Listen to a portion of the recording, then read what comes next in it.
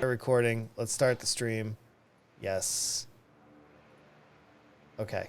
We are good. Hi, everybody. Welcome back. Officially, you should be able to hear Matthew now. We did try this a few minutes ago. No big deal. Hold on before we officially start.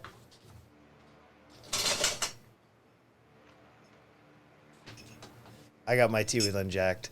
With my tea right here. We're good to go. Everybody should be able to hear. We had audio problems when we first started. No big deal. We switched to Skype. Skype works, and Discord did not. So unfortunately, we did have to move our services because of Discord's, Discord's a little bit weird. So Matthew, so good to still have you here. We've been on the phone for almost an hour now, just trying to sort out difficulties, but that's okay. Hi, everybody. Welcome to Tea with Unjacked. This is episode number 27, coming live from the Philippines and the United States.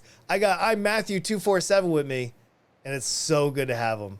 Matthew, can you do your intro one more time? This time is for reals.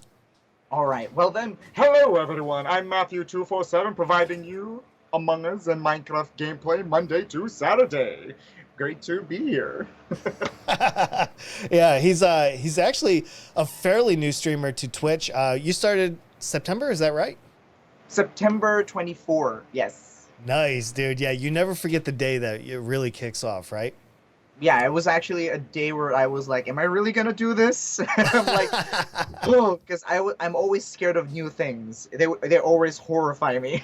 Especially when you put it out to the world. Yeah. Because, the world's not in a good place. Well, not necessarily. Everyone is stressed. I do want to explain real quick to all the chatters that we have here. During the podcast, I normally do not read the chat. I just kind of look at it just to make sure that there's nothing like TOS breaking or anything like that. At the end of each podcast, you guys will be able to ask whatever questions you want to either me or Matthew. So please don't be upset that I'm not engaging or reading your message. That is exactly what the intent is. So from the Philippines, we have Matthew. Matthew, how hot is it right now? Just remind me, I haven't lived in the Philippines in about 3 years. Wait. Today it's getting a little bit cooler, and I would say today was about in my room. All right, my room where I usually stream is around at the third floor. So at the top floor, it feels like around 35, 37, but just on the second floor, I would say it's around 30, 33. Holy cow, that's hot. For those that don't know, that's Celsius he's talking about, and that is is actually pretty hot. Dude, I do have a question for you because I've seen your streams. I've seen how loud and excited you can get. Do your neighbors hate you? I think that's the biggest question. How much do your neighbors hate you? They do not. I wouldn't say they hate me. But yes, we did experience a few days ago. Wait, I wouldn't call it a few days ago. I call it a few weeks ago. The neighbor made a Twitch account and dropped in during the stream. And they were like, "Hey Matt, it's 12. I'm trying to sleep. Can you keep it down?" And I was like, okay. Maybe it's not, and maybe it's not my neighbor. And I was, okay, I will keep it down. But first thing, just to make sure if you're my neighbor, what is the color of our house? And he gives me the color of the house, and I'm like, yep, that's my neighbor. I'm so sorry. So damn. I wouldn't say they hate me, but they probably are annoyed at the very least. Wait a minute. So they knew your username on Twitch to get you, but yeah. Do your neighbors actually watch you? I'm not sure. I never had any other experience with them on stream aside from their, I think that was their son, dropping in the stream and just saying that. And it had me, I was so sorry. And I'm like, that's why we have the goal. The current goal of the channel is for the soundproof. Because I'm crazy. I can't, people want me to play horror games. And I'm like, guys. Oh, I can't. I stream at Among Us. I can't do that right now. They'll bring the FBI next. Dude, I will be squealing if I play those scary games like Phasmophobia. Everybody's always trying to get me to play Phasmophobia and a few other games. Do you get that all the time to please play something scary? Do you get that? Yes, yes. I always get that because when I play Minecraft, like actually no. When I play any game and anything surprising happens, I scream and they're like, "So, horror games would be nice, would it not?" And yeah, they would love to see the horror games. They love me squealing like a little girl because I'm not like a I'm not like I don't scream like a manly scream that scares Yeah, monsters yeah, away. yeah. I'm always like, I scream like a "Eh!" damsel in distress. Like So let me ask you, what brought you into streaming in the first place? Did you have like that one thing that you were like, I'm doing this tomorrow? oh, I've it always was my dream to become a streamer, but it was like could I, you know, could I be a streamer? Would people watch me and things like that? Would usually stop you from streaming, but my family just told me, "Hey, you play a lot of games. Yep. You've showed other people how you play games before. That's already streaming. Just do it on Twitch." And I was like, they just told me like, YOLO. And then I just did it. And then it just spiraled out of control, but in a good way. Like it just went beyond what I was expecting. My first trip to the Philippines was in 2005, January 2005. And I'll never forget it. So I went to, we stayed in Metro Manila, but my wife was living in Bulacan at the time. And I remember we stayed about I guess kilometers. So about a few kilometers from the Mall of Asia. And it was when the coastal mall was still open. And then there was another mall on the other side. I can't remember. It closed down. It was my first introduction to the Philippines. And we went to the mall. And literally, Filipinos were lined up at the karaoke machine in the middle of the school day, just karaokeing, having fun, entertaining each other. And that was my intro. I I realize, especially today, that Filipinos are like the world's entertainers. They love to sing. They love to put on a show. They love doing what they do. And I find that unique. Have you ever found yourself in a karaoke in the middle of a mall? Yes, that happened like 3 times. Usually, I just actually sing karaoke at home. In the Philippines, you could easily rent a karaoke for a day or two, and you could Yes. just sing as much as you want.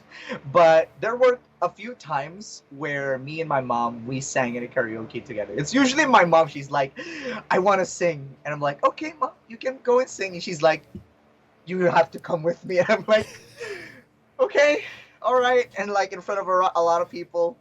Okay, then we're doing this. Okay, it's kind of a you gotta go with your parents, and yeah, so that's my mom really. I think it's thanks to my mom. It helps build your self confidence. You just sing in front of a group of people you don't know. I agree. But yes, Filipinos love karaoke. Like whether we're good at singing Oh, it or doesn't we're matter. not good at singing, it doesn't matter. we just sing. I uh, I remember I was over there. I was visiting my wife. This was right before she came over to the U.S. And my nieces were there, and they were like, Tito, we want to rent a videoke machine. So I was like, all right, how much is it? And they were like, well, it's 1,000 pesos, which is $20 for anybody that doesn't know. All right, $20. And they said, would you rent it for us for my birthday? And I was like, yeah, here's the money. They ended up bringing this videoke machine and then like putting it in the front of the house that we were staying in. And I was like, how long could they possibly karaoke for? It's like, here in the mm, US, maybe you get 4 to 8 hours, and then you're tired and everybody goes to bed. No, no, we rented it for 24 hours. They literally used it for 24 hours.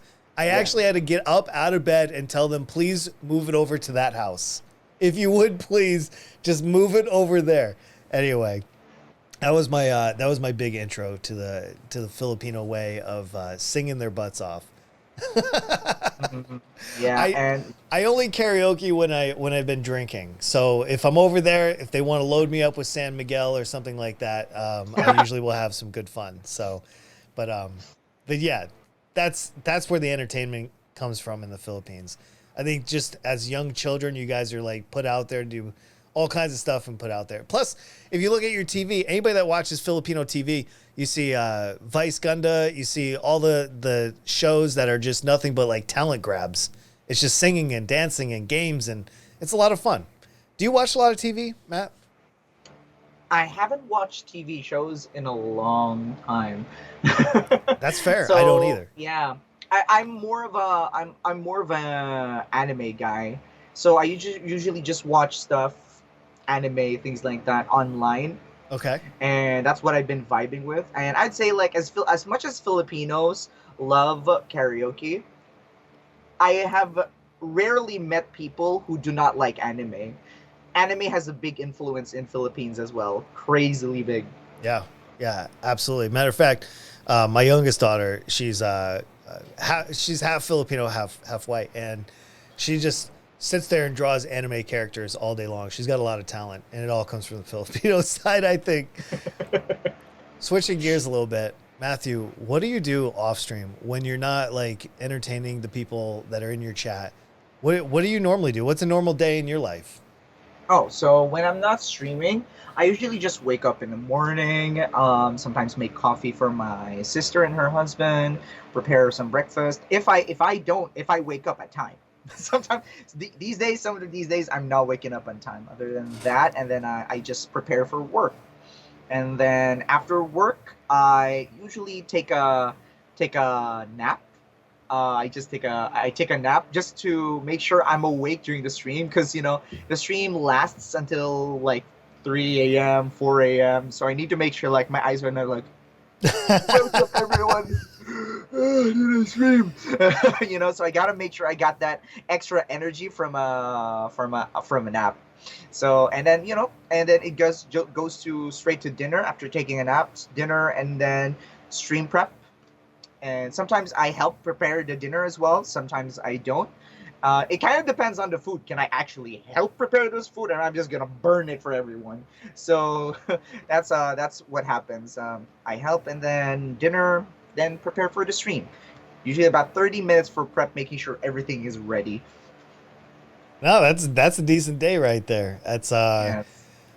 I always, even if I'm tired, like there's a lot of times I wake up like 15 minutes before the stream starts, and just because I've been up all night preparing or whatever I'm doing, and I just think to myself, okay, not today, not today. I'm just gonna go on Discord. I'm gonna type, sorry guys, I can't make it today. I got something going on, but for some reason I always press start stream. I always press it whether I like it or I not, whether I don't, and usually within like a first few minutes, a lot of the energy comes from the audience. I don't know if you experience this as well, but as people come in and they're like, hey, what's up, Unjacked? Hey, how you doing? I'm like, for some reason, I get the second wind. I'm like, okay, it's go time. And it just turns it right on. Does the audience kind of like give you a little bit of energy as well? I'm sure it does. They totally do. They totally do. There are times when I'm sad or depressed, but when I start that button, and then I sometimes I don't even start the stream. I already see the people in the chat. They're already there. They're waiting. And like the moment I turn on my Twitch, and then like they see me, oh, Matt is here. Matt is here. I'm like, yep, I gotta be happy, man. These guys are here. I'm happy now. These guys are just really inspiring, and they really love the community. I see everyone there so early in chat talking to each other.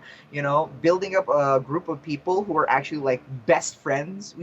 They don't feel like people I don't know. I feel like I've known these people for a long time, because everyone's just here. Like people like Airy, Fideria, and Blaza. Even Mr. Blaza has been going on the stream very early. Wow. And every time I see that, I'm like, these people always have the energy to be here. How can I not feel the energy? So like every time I hit that start button, I'm like, welcome. I always go like above what I feel like I can actually do. They give me that extra boost of energy. So I totally understand how you feel. They just really do give that kind of vibe. Yeah, I always feel the energy like when I get going, and then like I stream for about 4 or 5 hours. I think that's right about what you do as well. We stream pretty much at the same time, if I'm not mistaken. Yes, it's hard to raid you. It's hard to raid you, man. Like sometimes like Friday Friday was like 30 minutes before I normally would end. And I'm like, I'm not feeling it. It's Friday. I want to go and just go do something. I'm like, all right, is Matthew on? Okay, check. Is he playing Among Us? Check. All right, let's go. And I'll tell you why I raid you more often than probably other people. It's really hard to find somebody that's similar to you, energy wise, playing the same game as you. Like, I want people to have the same experience when they leave my stream. And I have probably 20 people that I could raid, and I could find new people, I suppose, and I will over time. But I just want them to have a good experience. So when I'm ready and I see you on and I'm like, okay, I think he still has a little bit more time, I hit that raid button just because I want that same experience. I want them to enjoy it. Do you have certain people that you raid on a regular basis, or do you just scatter it? I actually do. We have a lot of people we really like to raid. I have people I like to raid because it's not because they also play the same game as me, but I raid people because I see how they interact with the raiders. Yeah. Like, a lot of people are like, "Oh, welcome. Thank you for the raid. Yeah. Hi Thanks guys. for the You guys raid. wanna See you join guys in?" later. Yeah, thank you. I'm like, okay, not this guy. I like people who are like, they really try to get to know every single one of the people. It was like, hi, I'm from the raid. They're like, oh, hi, how are you doing today? Yeah. Oh, if you want to join us, feel free to jump in. How are you guys? Oh, how was the stream? Like, the people really interact with the stream. You feel like, oh my God, I love this guy already. And the audience, the people you bring in, they're like, hey, Matt, I like the guy that you just rated. And I'm like, I like him too. We'll be back. Right. No, I get excited Yeah. when a raid goes and it's successful. I get super excited. I'm Yeah. like, all right, this is a must-have for the future. Yes, exactly. That's why I'm like people are like, hey Matt, shouldn't you be sleeping? You just ended your stream. Because I usually like stick around for the raid for like until 5 a.m. I leave it there, or sometimes I come back and chat while I'm eating my midnight snack. Cause like after streaming, since I'm like super hyper for reasons unknown, I get hungry right after the stream, and like I just really like chatting with everyone. And Yeah. like, hey, they're like, hey, why are you still here? I thought it was 3 a.m. Actually, it's 5 a.m. now, but yeah.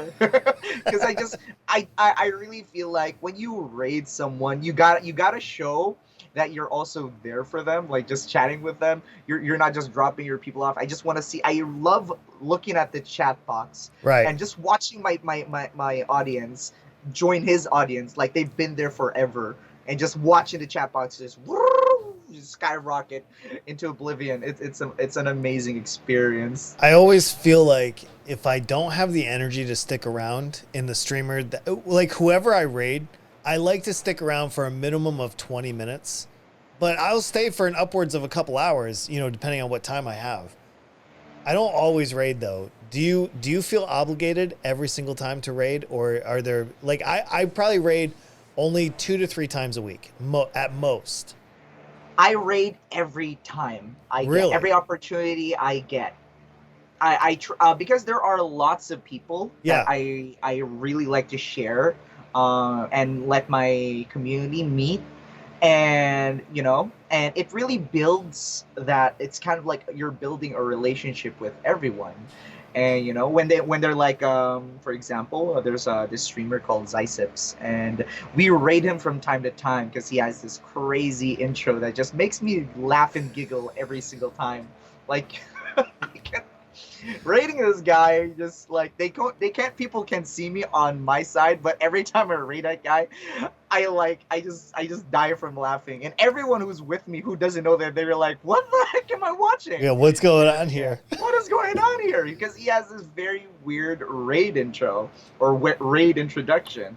And then he's like, Matt, we just met each other for like 3 times, and you really you got into my heart. And I'm like, that's I really appreciate that, because that's what we are doing, right? Trying to build a group of friends. We're family here in this in the Twitch.tv. We're all just here together, having fun with each other. Yep. And I just try to raid just so we could build that bridge and just connect with each other, help each other out, have fun with each other. And I think that's good. I think what keeps me from doing that though is the fear of having a bad raid and not being able to spend enough time with the new streamer to say hi, because I don't like, I've done it before because somebody was like, dude, just do it and then say goodbye. And like, I think I've done it like once or twice. And honestly, each time I do that, it feels terrible if I'm being, honest about that. Do you have certain requirements to raid somebody? And I'll give you an example. I won't raid somebody if they don't have a webcam, if their audio is crap, and if they're not engaging. Like, so you like the webcam, a lot of people are like, I don't need a webcam. And I would argue, yeah, you kind of do. If you want to make it, like, you don't have to have a webcam. I agree. You do not have to. But I feel like it's just another connection with your audience. And so I want to raid people that are similar to me. Do you have anything like you're saying, like, I won't raid that person because of XYZ? Do you have anything like that? Most of the time, one of the biggest reasons I wouldn't raid someone, sometimes before I raid someone, I'm still streaming and I would be checking out this guy's stream. I would mute my stream, my side, my volume. They still hear my voice, but not the sounds or anything. Yep. And I would listen to a person's stream. And I did this in the past before I like had a group of streamers I really love raiding already. But in the past, I would be like listening to different people, and if this person has I just say a dirty mouth, like the words are not necessary. He says words that are not necessary to be said repeatedly. Right. I might not raid that person because I have a very family friendly stream. We Right. keep good vibes, no bad words or anything like that, and we keep it family friendly. So I don't want to bring those kinds of people to like a stream that has like the opposite of my values. Sure, it's sure. it's gonna be a weird thing for everyone as well, But yeah, we did experience a thing like that. I did experience rating a person. He was like quiet, he was chilling, and then when I rated him, he was like, "Oh my god, beep, beep, beep, beep," And you're I'm like, "Oh no, not like this. no, why did you just drop all of these words? Oh my gosh, But it was like I'm too late. I'm like, hi, it's a family-friendly community. Could you not please? If it's okay. And he's like, oh, it's a family-friendly. Oh, beep. Oh, I mean, beep. I'm sorry. Yeah. No, I don't mind so people that use a lot of colorful language, as long as it makes sense. Like if you're in the moment and you're like, oh my God, I can't believe this effing happened, you're like, Yeah. okay, I'll give you that one. But Yeah, but I agree with you. When I go to somebody's stream and they're just like, they're dropping F-bombs like every other word. And like, you can just feel like, okay, you know what? I'm going to wait until you figure this out. I'm going to wait until you figure out how to be a better streamer, and then maybe we'll try again. I've had probably about, I'd say I've been streaming for about 15 months now. I've probably rated maybe 100 times because I don't stream on the weekends. I don't like, I'm not like a 12-hour streamer or anything like that. And I would say out of 100, 50 raids went well. Do you have moments where you raid somebody and you're like, this is not what I thought it was going to be? You're like, I yes, can't believe I screwed this up. yes. There was this time where I raided somebody and he did not even notice the raid, and the chat was popping off, but I don't think he even notices chat, and he just like he keeps on just playing on, and he's like, oh, okay, oh, Yeah. oh, I died, and it's like, all right, I'm like, I'm so sorry, everyone, please forgive me from it. You just hope that your chat like forgets about it for the next stream. Yeah. And it's very sad. It's actually a very sad thing where I see like the viewers, like this guy's had like 5 viewers, and then I'd see like I rated him, it goes like up to 40, and then he's like that for 2 minutes, and all of a sudden it goes back to like 6 or 7 people watching. Yeah, like, I've had those oh too. my God, I'm so sorry. They like the viewers I have probably felt what I felt, and I'm like, I'm just so sorry, man. There was one day I rated, and this was about a year ago. I was still, fairly new and all that. And, you know what? Hold on. We do have a good question right here in the chat. Let's see. Ken says, But why stream and not interact? And this is a great question for the podcast. So the biggest reason why, and I'll address it right now because we do have a lot of people here. The biggest reason is I need to give Matthew 100% of my attention. He has dedicated a few hours of his life to come in here and have a chat with me so you guys can watch it. You guys don't have to watch this live. I will put this up on YouTube after the fact. I won't address the chat until the end after this, but I just want to let you guys know I'm still seeing what you write in the chat, and I'm sure Matthew is on the other side, but this is more of a fly on the wall situation. Anyway, I hope that helps, but if you guys stick around to the end, you guys can ask questions. I am still reading the chat. I'm just not engaging with you. But I do, that wasn't, like, I'm not mad or anything. Like, I just want everybody to know that I do see you, and so does Matthew. We love you. Anyway, Matthew, one thing that I will never raid you when you're playing Minecraft. Not because I don't want to see it, not because of that, but because I'm not playing Minecraft. I have found in all of my raids that when I raid somebody playing the exact same game as me, they stick around. It's a more impactful raid. So a lot of people will say, go raid this person, go raid that person. And I'll go over there and they're playing Call of Duty or something like that. Do you kind of like have the same thing, or do you just raid just to raid? In the past, I actually did raid people because they played the same game as me. Like, I would raid, like, for example, I raided you because you were playing Among Us as well. Perfect. Yeah, for the exact same reason. But then it changed after, like I said, I found a group of streamers that are like, okay, these are the kind of people I will raid because I know they will take care and entertain everyone that I bring over. They're not just going to be like, oh, hi, sit down, bye, like that, you know? Yeah. They treat everyone with respect. They give everyone the attention that I give them, you know? They hype everyone up, and everyone feels like, I like it here, you know? See, that's nice when you have something like that. I haven't quite found that, I think. maybe just I need to work on that this year. Maybe that's one of my goals. Do you have any goals? Okay. Yeah, my family did send me up some goals. I guess the main goal is to actually set this up, my room, because right now it's not, how should I describe my room? My room is a table with space underneath, filled with boxes to one side and a hole. And then on top of the table is just filled with literal other boxes. Mm-hmm. And some of them look like they're gonna fall at any minute. So like, I'm like afraid one day I would stream and be like, ah, and then boxes would fall all over and people would see everything. People would be like, what's going on around here? He's streaming from a warehouse.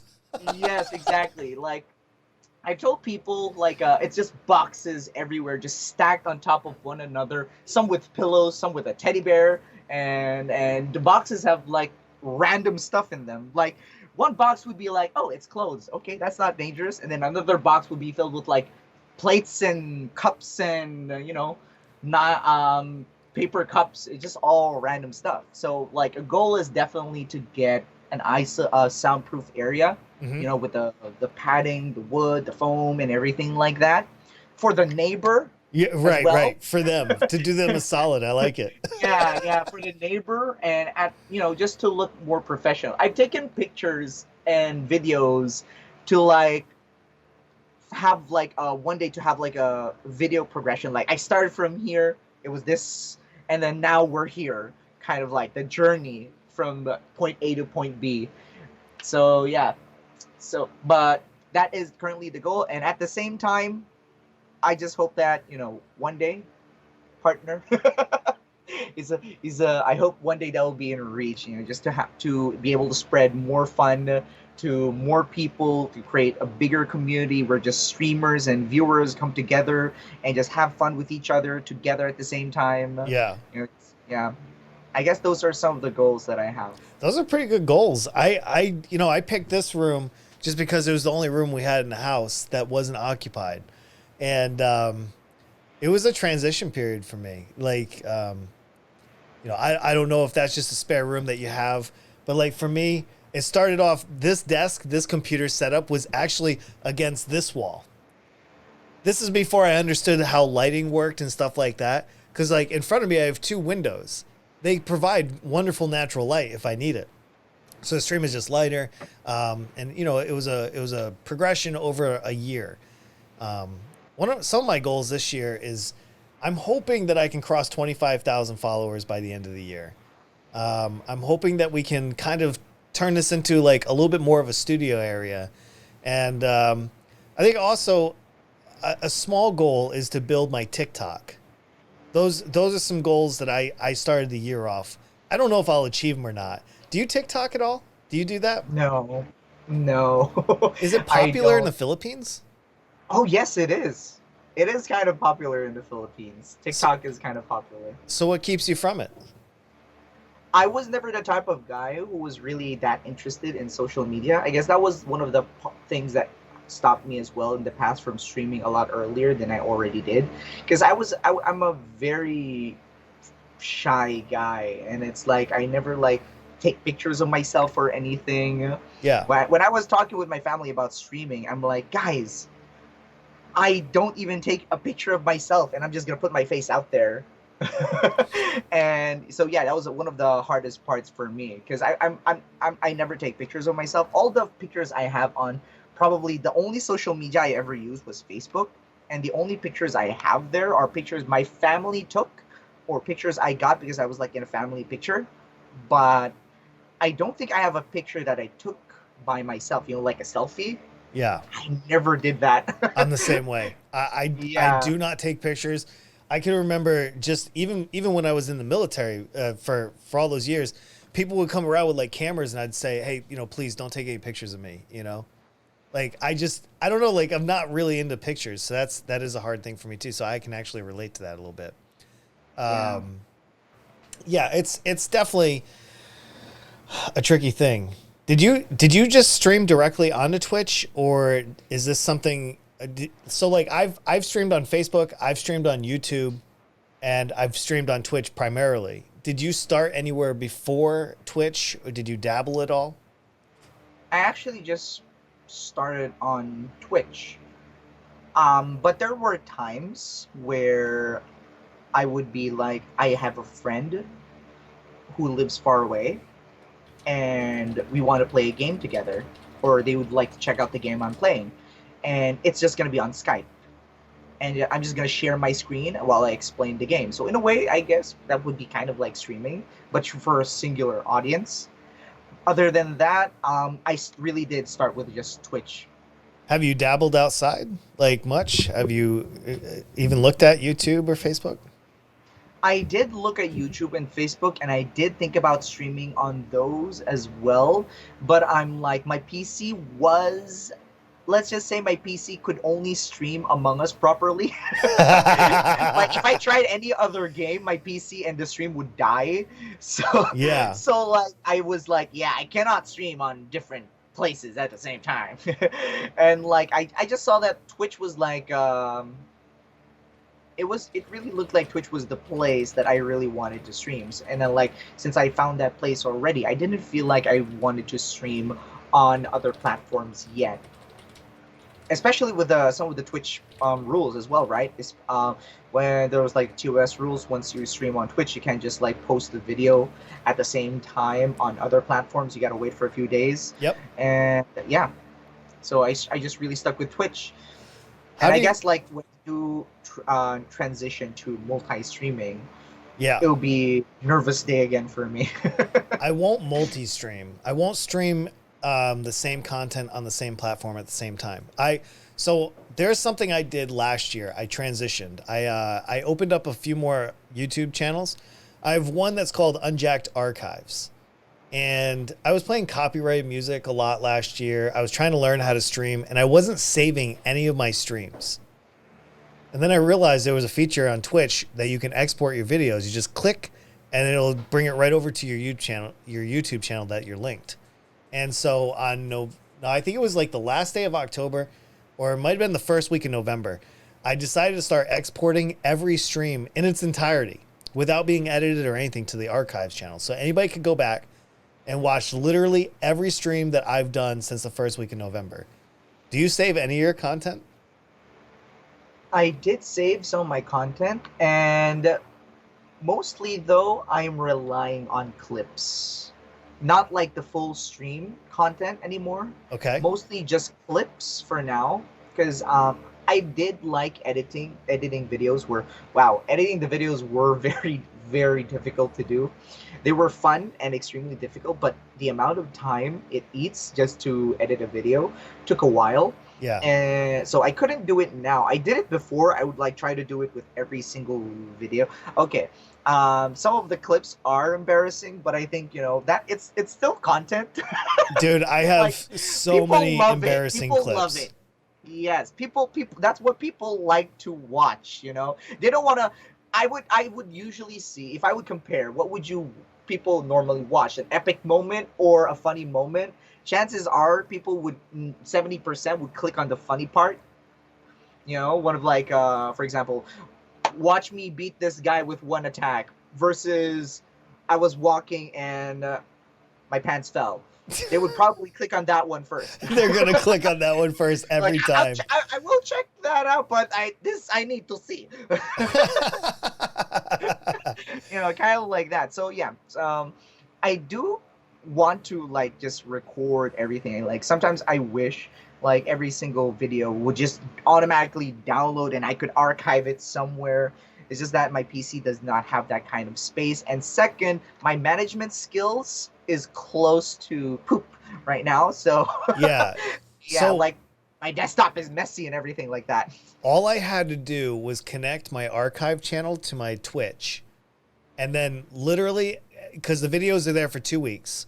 So once every other Friday, I go into my Twitch and I literally just click a video and click export public. Export public. I do it about, there should be about 10. Because if I stream, full Monday through Friday, there's about 10 streams. I just export it. It literally takes 30 seconds. I do it before the stream.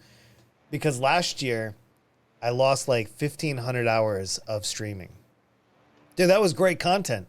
That was content only 10 to 20 people watched at the same time. There's millions of people out there, so I felt so guilty about wasting content because there's nothing. There's no proof that I even streamed last year other than some stats on some websites. I don't know. It's just, I just felt bad, like, because you know how much effort it goes into making a stream. And to only think that a couple hundred people were going to see that and that's it. That's the only value that it had. Kind of was bumming me out a little bit. I don't know. Yeah. Maybe a Yeah. lot of other streamers don't do that, but I do that now. I kind of do understand where you're coming from. There are moments when I stream, there are streams that I felt like were so epic that I think, I wish more people could see this moment. Like the community appreciates it. Maybe other people will too. Yeah. Like maybe not now when they first watch it directly, but maybe when they see the journey of that progression to that point, maybe they'll be like, wow, he did it. He did this thing. Like, for example, the other day I defeated the Ender Dragon. It was an amazing moment. Everyone was partying. And then the next thing, an hour in, I died from drowning. And people are like, you defeated the dragon. Why did you drown? Right? Oh, man. See, that's a perfect opportunity just to kind of keep it. Yeah, exactly. Yeah. It was a crazy thing. It was an epic moment. People were partying, and then I did something dumb because of my inexperience, and then people were like, I wouldn't say they were sad. They were like they were having a fun time. They loved it. Yeah. People were like, "Oh no, Matt, you died." People were like, "Yes, Matt, you died in the best way possible, in the noobiest way possible. Go, Matt." They're like that, man. That's awesome. Does your family like really get behind your streaming? Mine at first thought it was weird and thought that I was maybe wasting my time. And then like one day, for those that don't know my studio, I have like a giant door onto this side of me. And I have a movie theater curtain that covers it. But my brother had come over one day and he was doing something in the house while I was streaming. He was like, just don't worry about me. Just do your thing. And then I was doing my thing. I got lost in the moment. I was over here streaming. I look over and my brother's just standing there watching me. And then later he told me, he's like, listen, he said, I thought this was just some weird thing that you did. And he literally told me, he's like, just keep doing it. You're doing great. Does your family get behind you? Do they enjoy it? Do they watch your stream? Do they encourage you? Like where do you find that energy, man? Okay. First off, with the family, my family, my brother, my sister, and my sister's husband are like really 150% there. They're so there, like they're so there to support me that they notice all of my mistakes and Yep. they're like, hey, why didn't you do this? And why are you not doing this? Where you could do this? I saw that on your stream in this moment and I recorded it. You didn't do that. Why did you say this? It's like I get scolded, but at the same time, it's because I see that they care. They're the only two people who watches it from beginning to end and are Really? really there for me. And yeah, I stream at a time where they should be sleeping and they are there for me.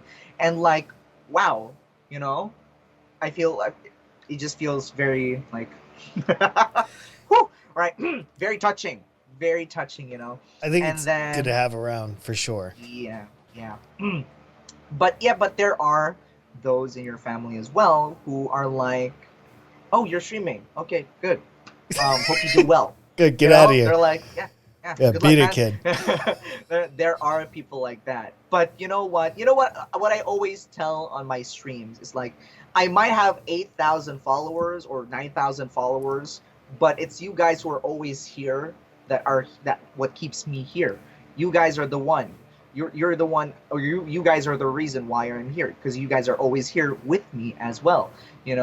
The viewers who are always there every time I stream. I'm not alone. Anyone could click a follow, but it's the people who stick around and watch you and play with you, talk with you, interact with you. They're the ones who make you be like, wow, these people are amazing people. Yeah. And yeah, I get motivated too. I stream at exactly the same time every single day. Sometimes I'm a minute early, sometimes I'm a minute late. But the coolest thing is when I click start, I'll just be sitting here or I'll be getting my tea or whatever it is. And I come back and I literally see a ton of chats. I see first, what's up, Unjacked? How are you? This and that. It just gets me amped. Absolutely yes. gets me amped. Um, what's next this year for you?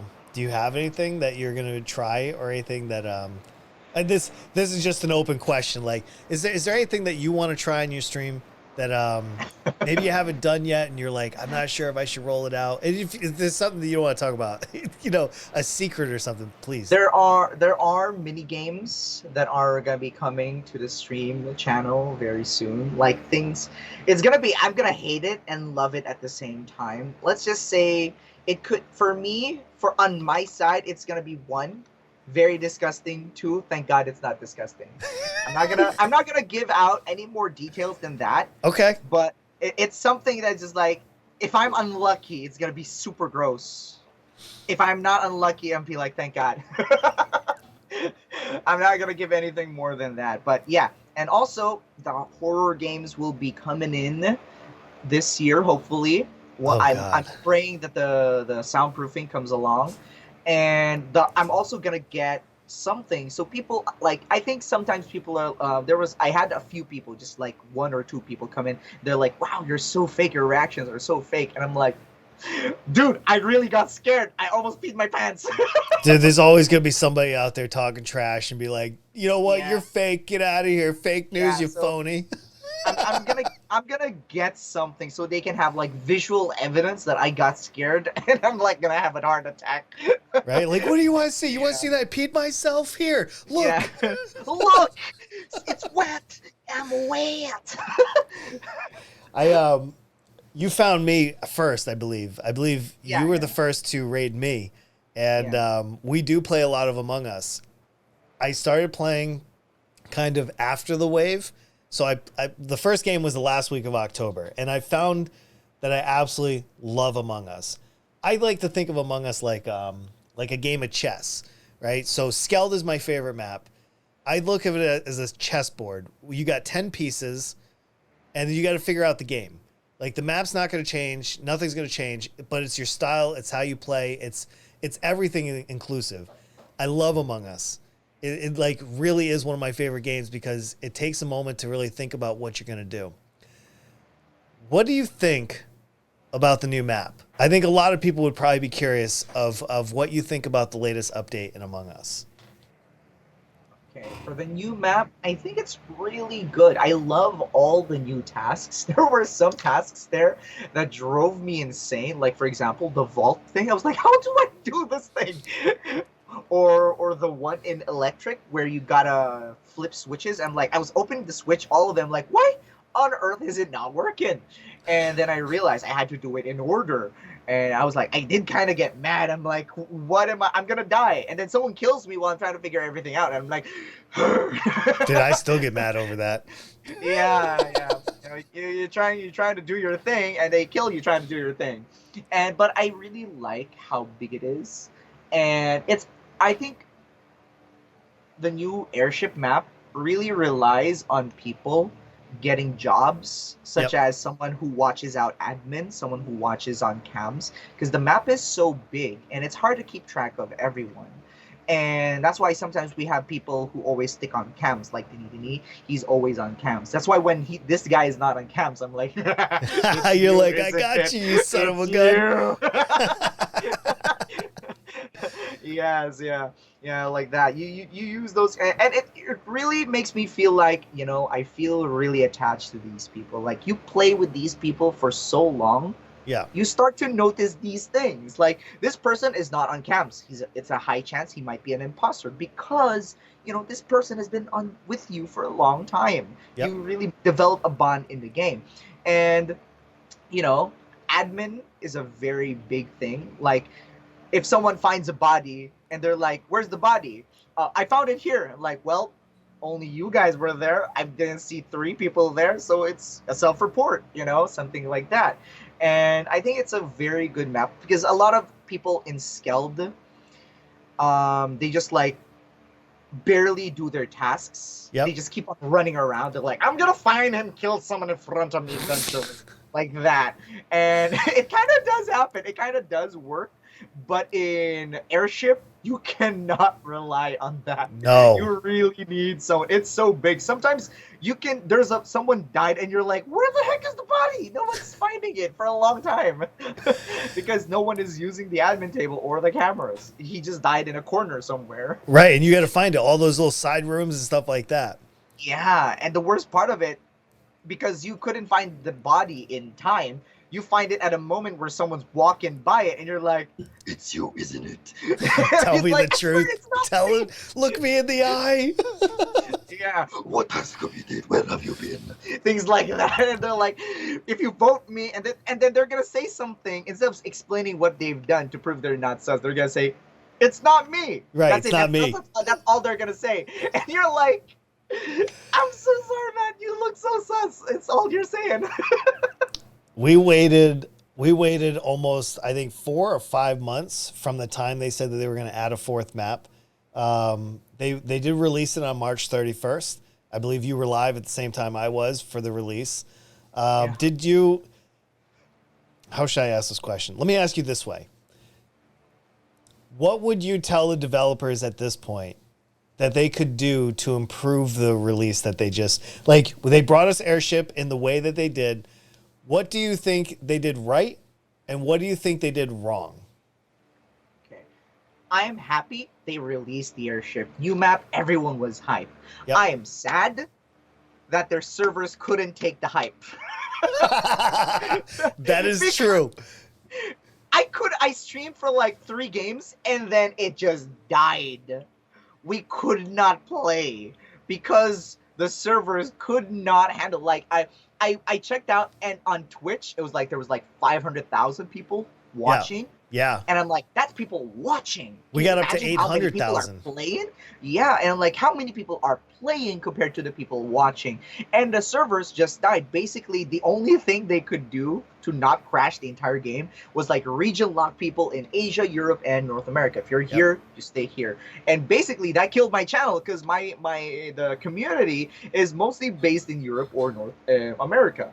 Yep. And it killed the stream. We couldn't stream Among Us. So I really hated the fact that we were kind of forced to end that hype moment just because their servers couldn't handle the hype. Like, in my opinion, they know how people were so excited on Twitter, social media about the new map that's coming.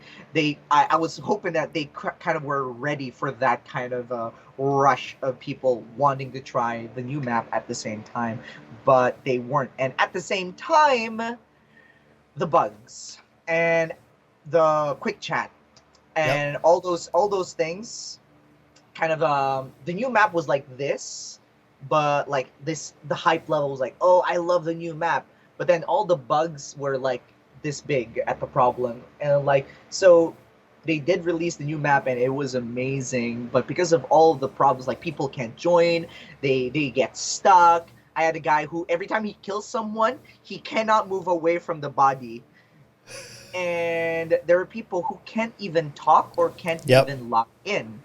And I'm like, it kind of ruined the moment for a lot of people as well.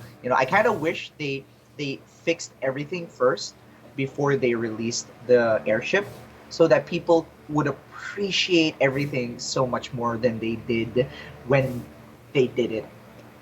Because yeah, a lot of people were very disappointed. Same as me. Same as me. Yeah, I would agree with everything you just said.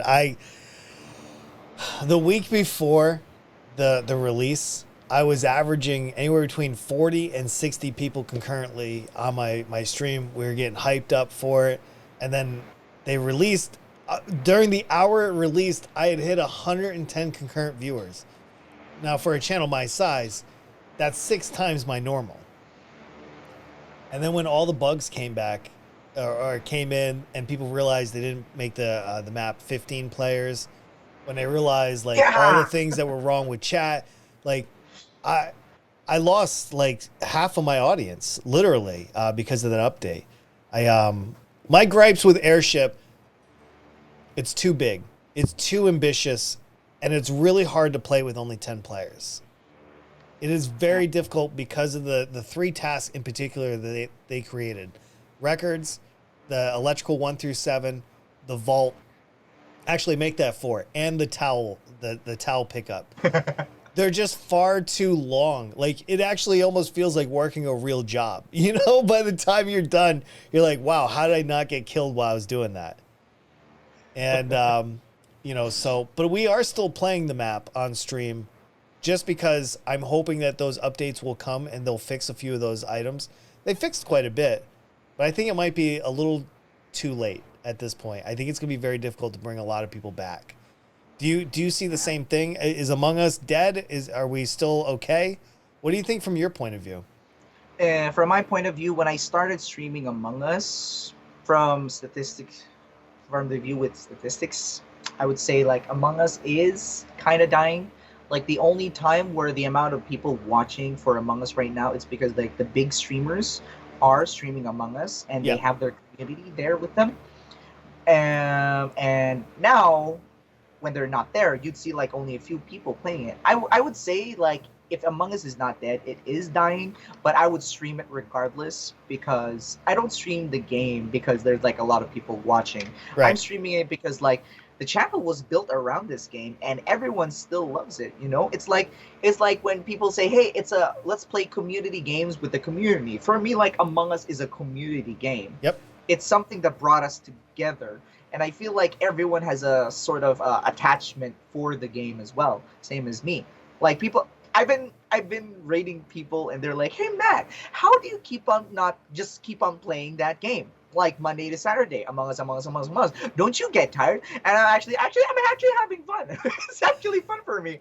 I'm really enjoying every moment. We do add our twists. For example, when the airship was released, there was this mini game that we made up on the fly. It was called ladder tag.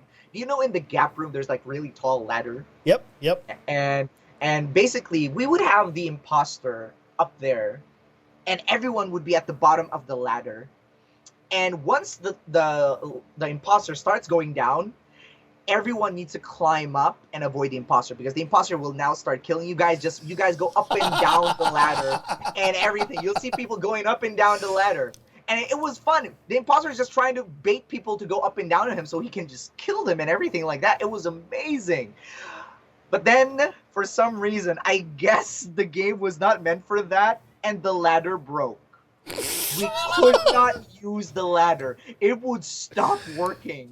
We could not touch it. And we were like, no! You We're broke having it. so much fun. Yeah, we broke it. We broke the ladder, and it was hilarious. And my family was like, hey, I guess they were not expecting a group of people to climb up the ladder up and down over and over again. But What- it was amazing, and it felt bad. Like we always would have mini games like races, tag, hide and seek, and the ladder game was a good addition. And because of certain bugs and maybe the game needs a little bit more updating for it to work. Yeah. But right now it's not working. We haven't tried it for some time because the ladder kept on breaking. Everyone was like, "Just play something else, man." Everyone was losing their patience, and I'm smiling, but at the same time, I'm like, "Please work, man. This is hard." Right? I'm trying to support you. I have I don't have a lot of pet peeves in Among Us, but there's one thing that drives me absolutely crazy, and that's doors on Polis and Airship. Because on Polis is the worst, man. You got to click on the door, then you got to click the 4 switches, hope you don't miss any, and then it'll open up. Times that by what, 20 doors in the map? And it's one of those things where you're like, I want these doors out of here. So that's why I love Mirror. Absolutely love Mirror. No doors. Love Skeld because the doors are automatic. Those are my pet peeves. Yeah. If I could rip every door off its hinges and say, there, you can't close it anymore. Do you have a pet peeve like that? For me, I do like the doors in Polis. I Okay. do like them in Polis.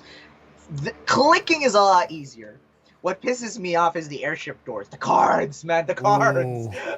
Like, I Ooh. wish I could just one swipe everything, but there are times when it's like my 10th time and it's like not opening, and I'm like, you know what? I'm just gonna go around the ship.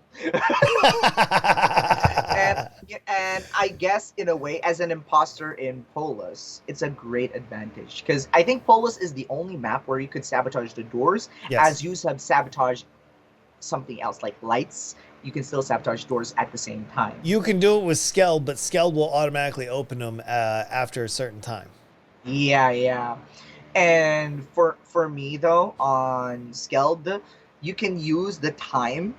It's like, for example, when there are many games that I have won thanks to the amount of time doors before they open, where I would kill someone when there's 4 of us, I'll kill one person in the lek, and then I would close the doors from lower engine and then storage, and then I'd wait for someone to come in, and once they come in, I lock the doors in the lek, and then I'm like, yep, there's a body there, but cooldown is up, and I just kill them and I win.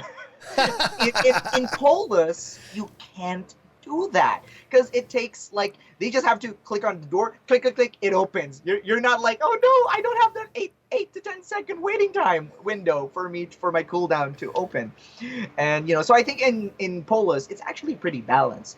But Airship though, the map is already big, and the card task, it's not easy. No. For me, I feel like card task is RNG unless you're like super mastered the door thingy. Yeah, because there's no like line that shows you like how fast you're going or anything like that. It just says, "Oh, Exactly. swipe too fast." You're like, Swipe too slow, and then there's this one. You swipe it correctly, but it says error. Try again. I'm like, can I just shoot this? There's like AK in this armory here. You're like, I will burn this ship down right now if I have to. Yeah, that's why I loved the Among Us memes in the past. There was this Among Us meme video where the light switches on Skeld, right? Mhm. Where you just switch it up and down, and then you've got this guy with you who's also switching it up and down. So you switch something on, he turns it off. You turn the one thing that he turned off on, and then he turns it off again, and you're like, can someone kill this guy? Right? Please get this guy out of here. He's driving me Yeah, crazy. Get him exactly. out. So when someone made an animation about that, where the crewmate was like trying to turn on the switch and the other crewmate was flipping it, like pissing the other guy off, Yep. and then the 2 imposters in the background were like holding their knives and like, Yeah, you just having some fun. Just toiling with the guy. And then the guy that got pissed off, who was technically a crewmate, beat the other guy to death, and the imposters were like, "Oh my god, is that allowed?"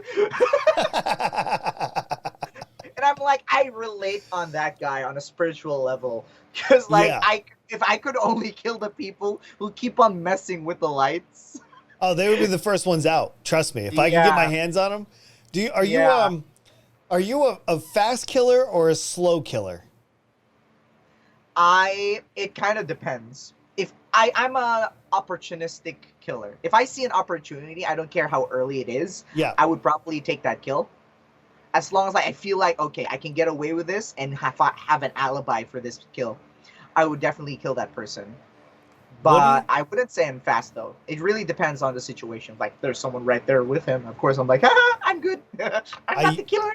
I used to be a little slower. Now I kill as soon as my countdown is up, and then I worry about the consequences later. I always I'm killing this guy now. Somebody can call it. I'll deal with that as it comes. So I'm more of a risk taker than I was when I first started playing. I remember this one game in particular. Everybody was like, just kill somebody for God's sakes. I didn't kill anybody for like the first like 5 rounds of it being called. Nobody's dead. I waited until they had like one task bar, like one bar left of tasks. They were like, this game is the longest game ever. So I ran around. I killed 4 people with the cooldowns and stuff on Mir, and nobody saw it coming because they let the guards down. They're like, nobody's gonna kill anyway, so I'm just gonna have fun. So I just started venting everywhere and just started killing people, and they were like, "Whoa, we did not see that coming." Yeah, like 4 people are like, holy pepperonis, man, what are we gonna do? And Exactly, then and no one is paying attention anymore, so they can't suss you because everyone that probably gave up on being a detective. It's like, yep. we're just gonna win with tasks. I try to find different ways to win each match. If my heart's in it, if I'm like focused and I'm like ready to play. Do you have different strats? How do you normally come out? I know you play hide and seek a lot, but when you do play normal Among Us, like do you have like this certain thing that you do, or do you try Lie. different wins? Yeah. Lie. Sometimes there were certain games where I played. I remember this one Polus game. It was hilarious. Basically, I already got caught killing red-handed. Like this guy saw me. And I just pulled a lie out of my butt. And I was like, I swear I'm not the imposter. Watch me do asteroids. I always tell people I have med-based scan whether I'm imposter or not. And people would there was this one guy, and then for some reason my other imposter, thank god for this guy, he sabotages lights, Yep. and everyone goes to fix it, and then one guy comes with me to watch me do asteroids. Someone fixes lights, I kill him, someone hits emergency, and I'm like, guys, I said I'm gonna do asteroids, where are you? And they're like, Blue died, where was he? I don't know, I'm alone here. And they're like, Matt, we know it's you. It's not me. Give me a chance. I'll show you. I'm gonna do asteroids. Right. Bring them in, and kill Yeah, them yeah. softly. And then this time, the imposter and I, we were both in asteroid, and 2 people came with us. So there was 3 of us, right? Yep. So we both kill them, and then he runs off. I let him run off, and I'm just standing on the dead bodies. I'm like, yes, yes. And someone comes in, oh my god, Matt, it's you. And I said, hey, I did say if you came with me to asteroids, I'm gonna show you if I'm imposter or not. Yeah, I gave you what you asked Imposter. for. You guys know it is me. And yeah, I got voted off, but the amount of people I was able to kill was able to get us the win, because the imposter only had to kill 2 more people, and they had no idea who the other imposter was, because they were focused on me. All eyes were on me.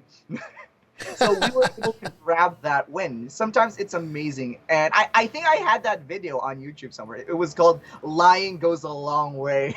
Yeah, no, if you can bring a good lie to the table, you have a substantial chance of winning. Yeah. Like you just need, like, when I get caught, I'm like, just give me one chance so I can kill one more. I mean, so I can prove that I am innocent. Last week I experienced something new in Among Us that I'd never been invited to like play in like a competitive way. And last week I was invited to a small little group. There's a Filipino, I don't know if it's Filipino or not, but the guys that were running the website that were helping me figure out how to like do the mods and stuff, they were from the Philippines, and I got to play against them as well. And I don't know how I feel about competitive Among Us, but like this Thursday, I get to play again with those guys and hopefully bring in a 10 out of 10 team so we can have some fun.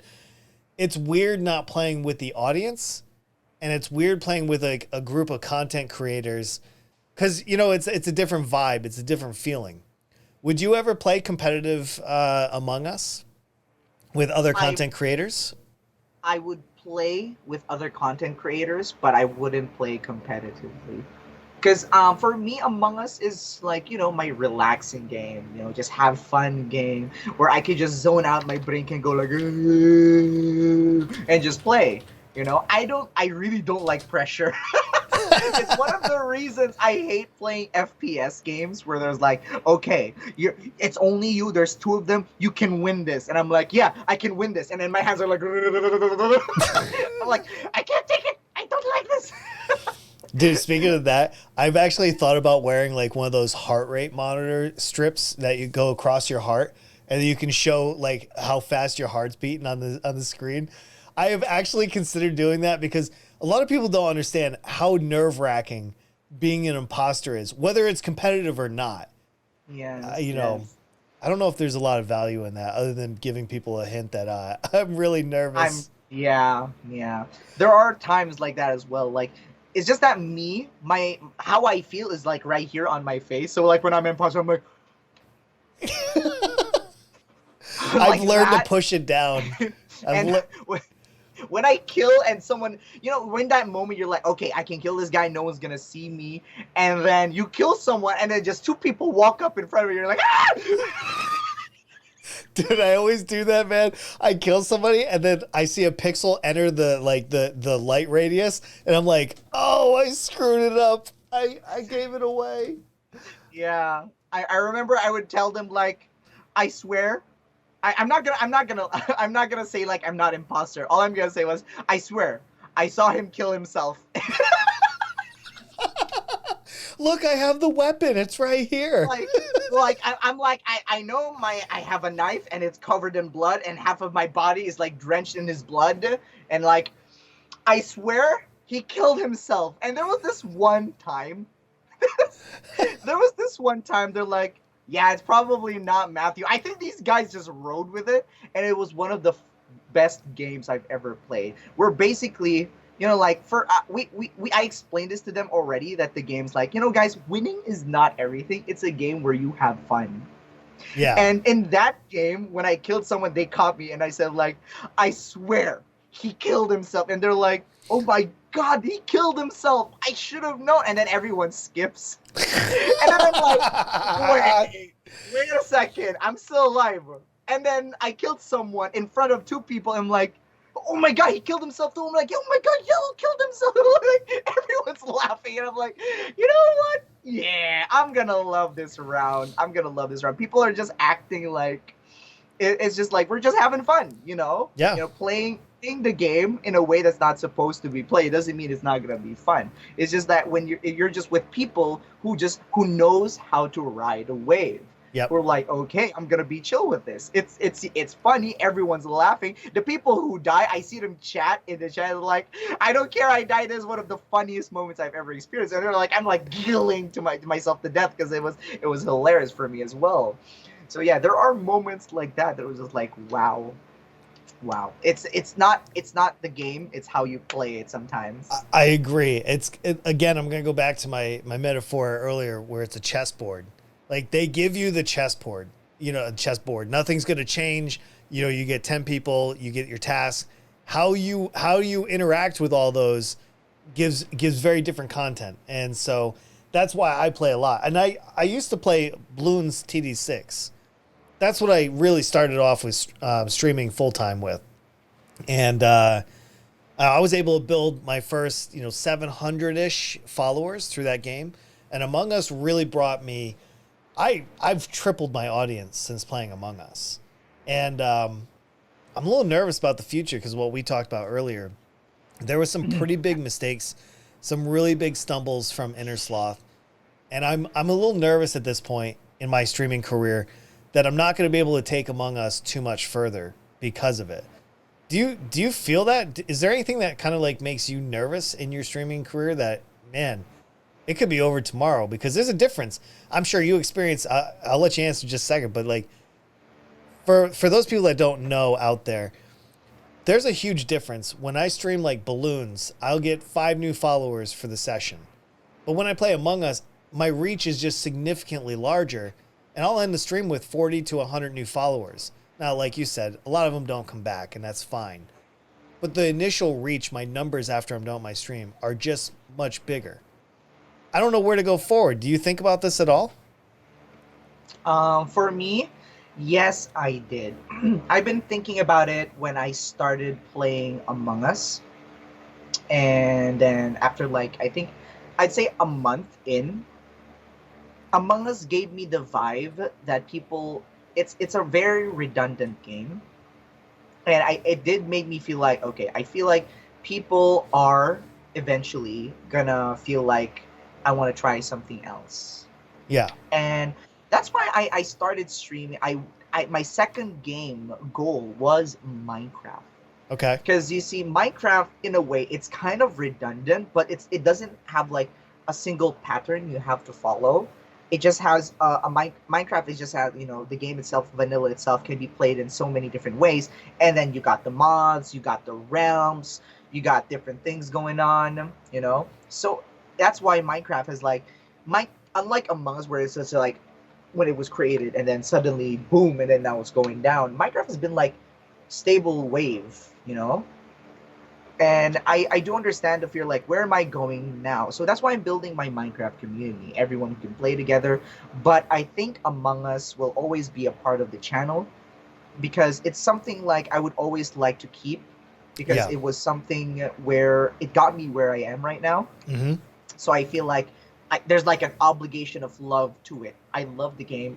I play the game because it's fun, and I do understand like in the future for streaming, you can't like stick around with something that might disappear in the future. You gotta evolve as well, and yeah, I am doing that. But at the same time, I'm never gonna forget where I came from. Your roots are very important. Yeah, no, I would agree with that. I think, I've abandoned where I came from essentially at this point because I don't play balloons all that much. Um, Sometimes I feel bad, but sometimes I also feel like it was a great start. I shouldn't get wrapped around the axle. I should always be innovating. I should always be looking for the next thing. Um, and there's a lot of times that I go to bed thinking about what am I going to play tomorrow, and I'm not sure. But you have Among Us and you have Minecraft. You alternate between the two. Do you Yeah. see that going in the same direction for like maybe the next, I don't know, alternate between the two? The next foreseeable future? Or is there going to be a third game that you're going to introduce? Yeah, I did tell my community that Wednesday, which is a Among Us stream, might be changed for a new game.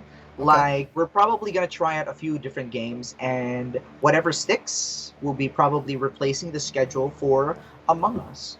And maybe, who knows, maybe Monday will be as well. But we're definitely gonna keep a day out there for Among Us, because it is Among Us is a part of the community. Yeah. It's the channel. So I really like when you check my channel, the about page is just filled with Among Us characters. you know, Things like that, and that might change as well. But yeah, I still do love Among Us. It's always playable. It's a game where you can just jump in.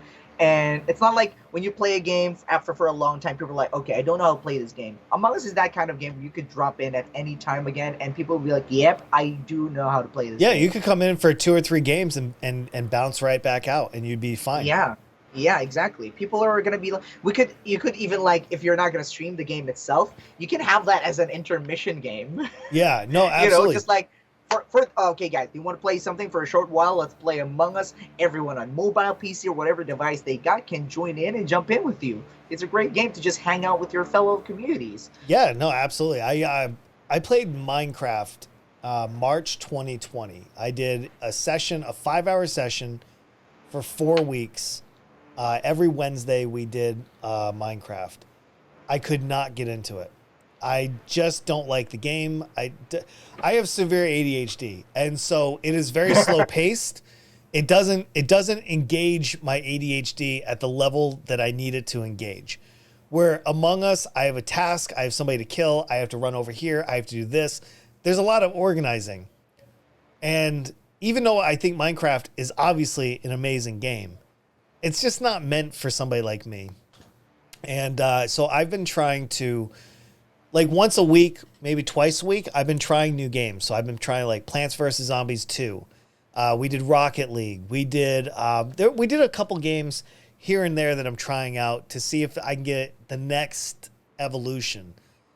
It's hard not to go to the Twitch directory and look at like the top 20 games and say, I can fit in there. Are you just finding something that you want to play, or are you trying to find something with a decent audience? Me, I've always been playing Minecraft whenever I had a chance. So it was an easy switch for me. I wasn't good at it since I rarely played it, since I never actually had the game, only with my friends. Like my friend would be like, hey, I have Minecraft. Do you want to try it on my device? And I would play it. And for me, it was fun. And I totally understand where you're coming from, by the way. Like, for example, FPS games are fun for me. And for some people, they don't like that. And for some people, they like rhythm games where they trace the line, do like that. Yep. For me, I hate those games. I suck at them very, very much. Like I despise those games. Yeah, Because I just cannot. My brain cannot keep up with it. My brain is like, oh, stop. It dies. So yeah, I totally understand where you're coming from. And it's very important for you as a streamer to play a game where it just automatically makes you smile. Yeah. If you're playing a game and it doesn't make you happy, your audience be like, oh, he is playing the game I want him to play, but oh my god, Yeah. is he sad? Kind of like that. That's why, for the same reason, I stopped playing Roblox. For me, Roblox was it was fun for a while, and then it kind of like, for me, it kind of felt like I'm not having fun anymore. And I want to play a game where I'm having fun, because like I'm not gonna give you guys fake reactions. That's what I keep on telling people. What you're seeing is the real thing. I'm not faking this. Right. I am screaming at the top of my lungs because I just got scared, and I am panicking and my eyes are popping off. It's real. It's not fake. And Roblox doesn't make me feel those emotions. Right, and that's important. Like Among Us and Minecraft do. So, like you said, you've been trying new games, though. You've been trying new games, and you said you like Among Us. Yes. So, like, have you found a game that gave you the same feeling as Among Us?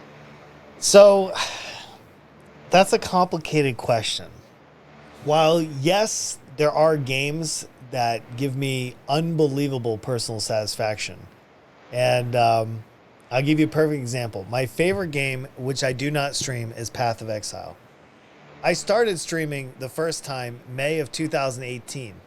It's my favorite game. I've been playing it since since 2015. So I play it all the time. Matter of fact, before the stream started, I was playing Path of Exile. And I was like, hey man, just give me like 20 minutes because I just got to kill these monsters real quick. I get excited every time I play Path of Exile. But the problem is, in this example, is the Path of Exile community that's on Twitch already have their Path of Exile streamers.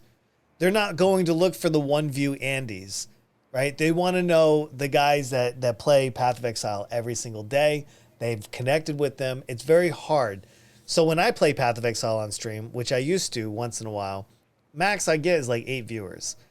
And then I realized like I'm trying to fit into something I love, but nobody wants to see me do it. But it's still a lot of fun for me. Balloons kind of brings that home for me. But I feel like a lot of people have moved on from me to other like bigger streamers. So I have a lot of difficulty. Like I said, off stream, I play very different games than I do on stream. I was going to ask you this question before you asked me. But Do you have games that you play off stream that you know nobody will watch you play on stream? I'm not sure if no one would watch me because, like you said, you had like that 8 viewers. So I think I would have a few viewers. There was a time where I played Apex Legends, and I was actually surprised because I thought like it was everyone's gonna leave, but I had like 12 viewers who stuck around for it, and it was fun. But for me, it was very stressful. The pressure of competitive gaming is like Yeah. very stressful for me, and FPS games really grab my attention, and I hate not seeing what people are saying in chat because I have to like keep my eye glued to the screen because you could die in like 3 seconds if you just look away. But yeah, I'm also playing Path of Exile. I'm trying to build summoner. Wait a minute. You're playing Path of Exile, is that right? Yes, I was actually. You were like, I was playing Path of Exile before we started this. I'm like, I was actually playing it too. Oh, dude, bought, this is a great surprise. I just bought a Val summon skeleton orb because I saw that special bit where I could summon like 30 skeletons. I'm like, yes. So I'm actually playing a Val skeleton build right now. Oh, what a coincidence. Wow, we just found something we like right there together again. Yeah, yeah. But and also I also play Genshin Impact. It's because I love I love anime, and Genshin Impact just gave me anime vibes. Yeah. And I don't know if you know the term. I just love collecting waifus. No, actually. Oh, wait. Waifus? Yes, I know. I, Yes, I, I know exactly what you mean, sir.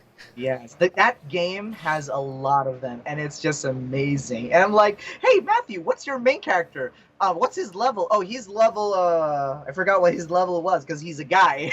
Right. And all the female characters are like all better than the main character. Then why did you Man, get a guy? Because I thought like, well, because I was a guy. You know. But then I was like, the female characters were just way more fun to use. They were stronger. Like all of the one of most of the strongest characters in that game right now are female. They're gonna add a new female character, and it's gonna be one of their people are already saying right now it's gonna be one of the strongest characters, and it's another female. And I'm like, they're milking us, guys. They want to they yeah, know no, what they that want. that's absolutely true. All right, I'm gonna switch gears just a little bit because I want to make sure I fit this in. You have been streaming since September 2020, and your growth has been pretty insane when you compare yourself against other streamers. For example, your rank out of all the Twitch streamers, which is millions of streamers, you are ranked 51,325 at this second right now, according to twitchtracker.com. That means there's only 51,324 streamers that are slightly better than you. That's just a matter of time, though. You are in the top 0.53% of Twitch. That's impressive, dude. You are sitting almost at 9,000 followers, 8.9K to be exact. What do you attribute your trajectory from? Among Like, Us. Among Us? Like, Among Us. I what do would you think say if you could show a new streamer today, all these numbers, what would you tell them how you got to that? okay. First off, I have such an amazing community. Like the game itself, like you could Among Us is a game you could play with anyone, right? You could just like, oh, I'm gonna drop on this guy's stream and just join the game and play.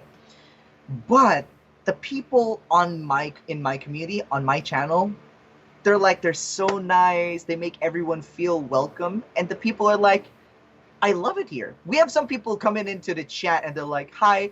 And then like 7 people say hi to that person. And this guy's like, wow, I like it here. They see me. And I'm like, hey, I see you too. Hello. Welcome to the channel. And they're like, you know what? This is, you go because you go to the channel because this person is playing Among Us. But you stay because of how the people there make you feel.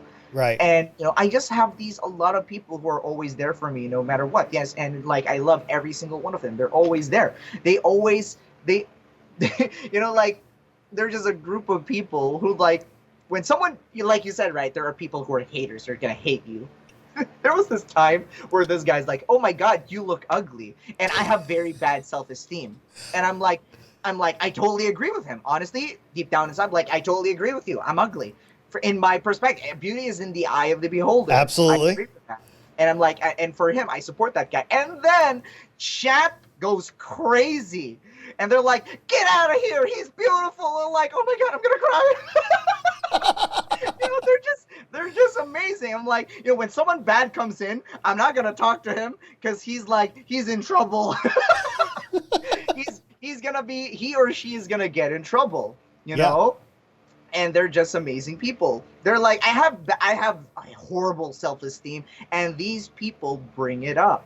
They're just amazing. They're very amazing people. But just like when you're just hanging out with them, you don't you feel like you feel all the love, and you feel like you really are a part of something so much bigger than who you are right now. And these people are very over yes, they are very overprotective. Yeah. Yeah. And there's Yeah, they nothing wrong are. with They're that. very. Yeah, there's nothing wrong with it. And then people like, "Hey Matt, when someone comes along and they're mad at you, why are you not mad at them? Like Right. for no reason. They hitting on you for no reason." And I tell them like because I think like a lot of people are very stressed out. I totally understand. They just want to go to someone and just vent. Yeah. They just Yeah. want to vent frustrations on the internet using the yeah, I'm not I forgot the word anonymity or something. Being anonymous, the power of the internet and things like that, to just be able to say something mean to someone and get scot free. For me, I just have like I don't want to hate them for that. I'm like, okay, I don't know what this person is going through, so I'm like, hey, buddy, it's okay if you're mad at me. There are many beautiful people on Twitch that you could watch if you don't like me, but you are welcome here. And then people will be like, okay, I can't get this guy mad. De-escalating the situation. I'm just gonna leave. But Yep. then there are people who are like, okay, I'm sorry. I'm actually having a bad day today, Yep. and I'm sorry I did that. I actually want to talk with you guys. Can I join? And then we've had people like that who stuck around for a long time because they're like, oh, okay, I could actually vent my frustration by hanging out and just having fun, not bringing hate. That's why in my community, if you read my about page, I just want to, we're living in a stressful time. I said we're living in a stressful time. I just want to bring out good vibes. People have fun. You can talk to me. You can vent your frustrations on me. It's okay. I'm good. I'm good. And I have a wonderful community that's gonna make you happy as well. You need someone to talk to. You need a friend. Well, you've got a friend in me. Something like that. And people love it. And the community love it. Everyone is so nice. You could actually talk to Ari. Like for example, Ari in chat right here. Hey Ari, can I talk to you? And Ari's gonna be like, hey you can talk to me. Yes. That's not what she sounds like, but in my head that's what she sounds like because I never heard her voice. Or I'm Sus9, who just drops in every now and then with a raid, and it's crazy. Or Fideria, who sounds like a Vanessa. When people heard Fideria talk for the first time, they're like, "Oh my god, that's what Fideria sounds like." Yeah, she's got "I got the eye of a tiger." All right, and like it's just so amazing. You hear people from different parts of the world, Yes. and they just come together and they just talk to each other, and then boom, they're friends. I had people in my community drop in on Discord, and they're like, hey Matt, I just want to thank you for streaming because I met like these wonderful people. I don't have friends in like real life that are as close as I feel like to the people on your channel. The amount of like I feel at home with them, and I'm like, yeah, I know, I totally agree, and you're very welcome. They're like, I will always be here, and then they're like that, and I feel very touched, because this was my goal when I started streaming. I Yeah. wanted people to find a place where they're like, I'm home, I am free, I am loved, something like that.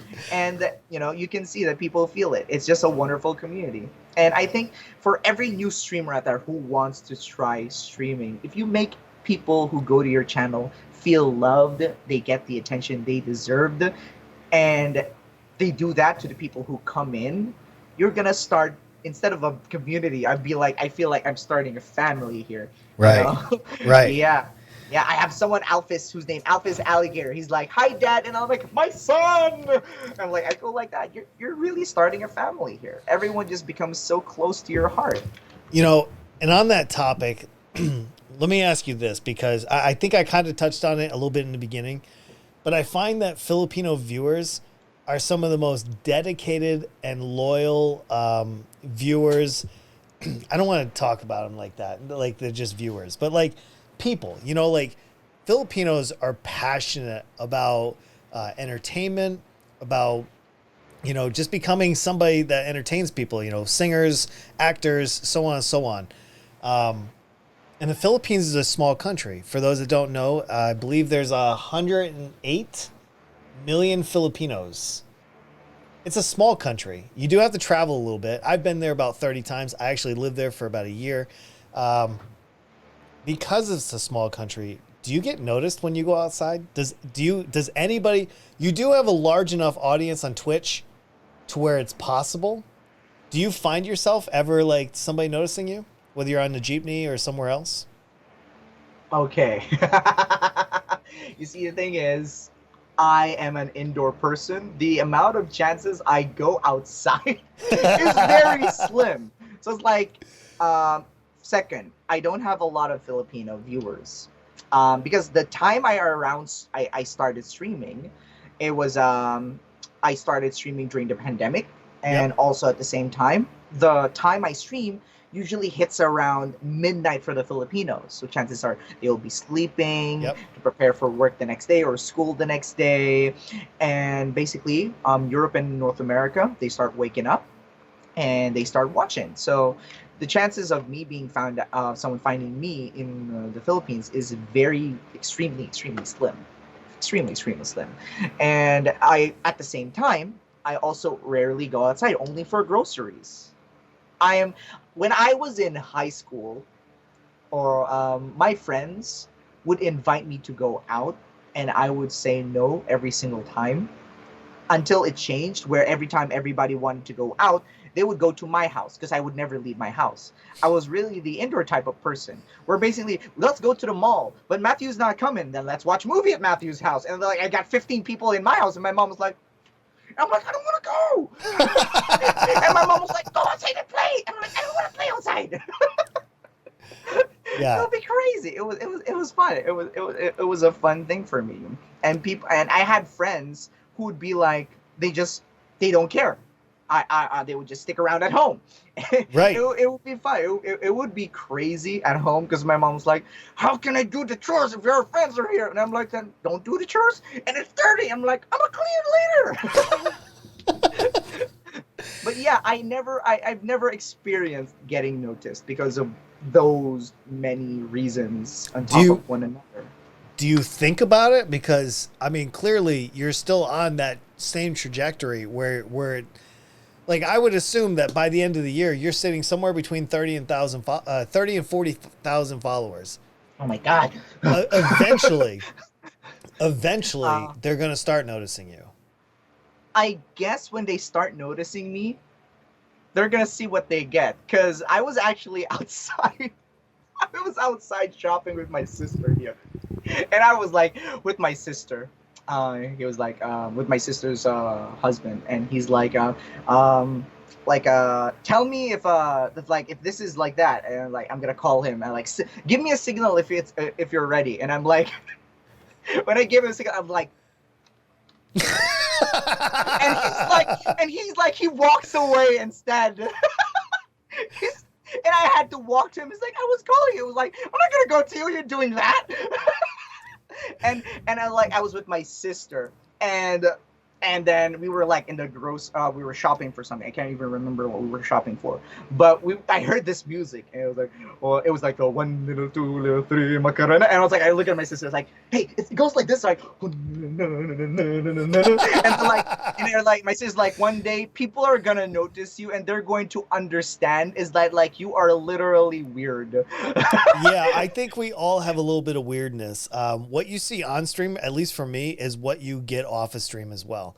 Yeah, I don't put on a character. I don't like. I only do the things that I like, and yeah, I'm just as weird off stream as well. Do you have like do you come from a big family?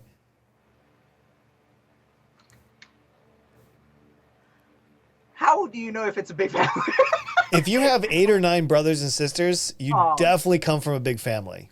no, no. We're I have three we were three siblings, so yeah, average, I guess, small family. My Okay, that's the sister and same my for brother. me. Yeah, Yeah, I have you one know. brother, one sister, and I come from a small family. But then I had 5 kids, so my family is huge. Now huge. Yeah, now it's huge because of me.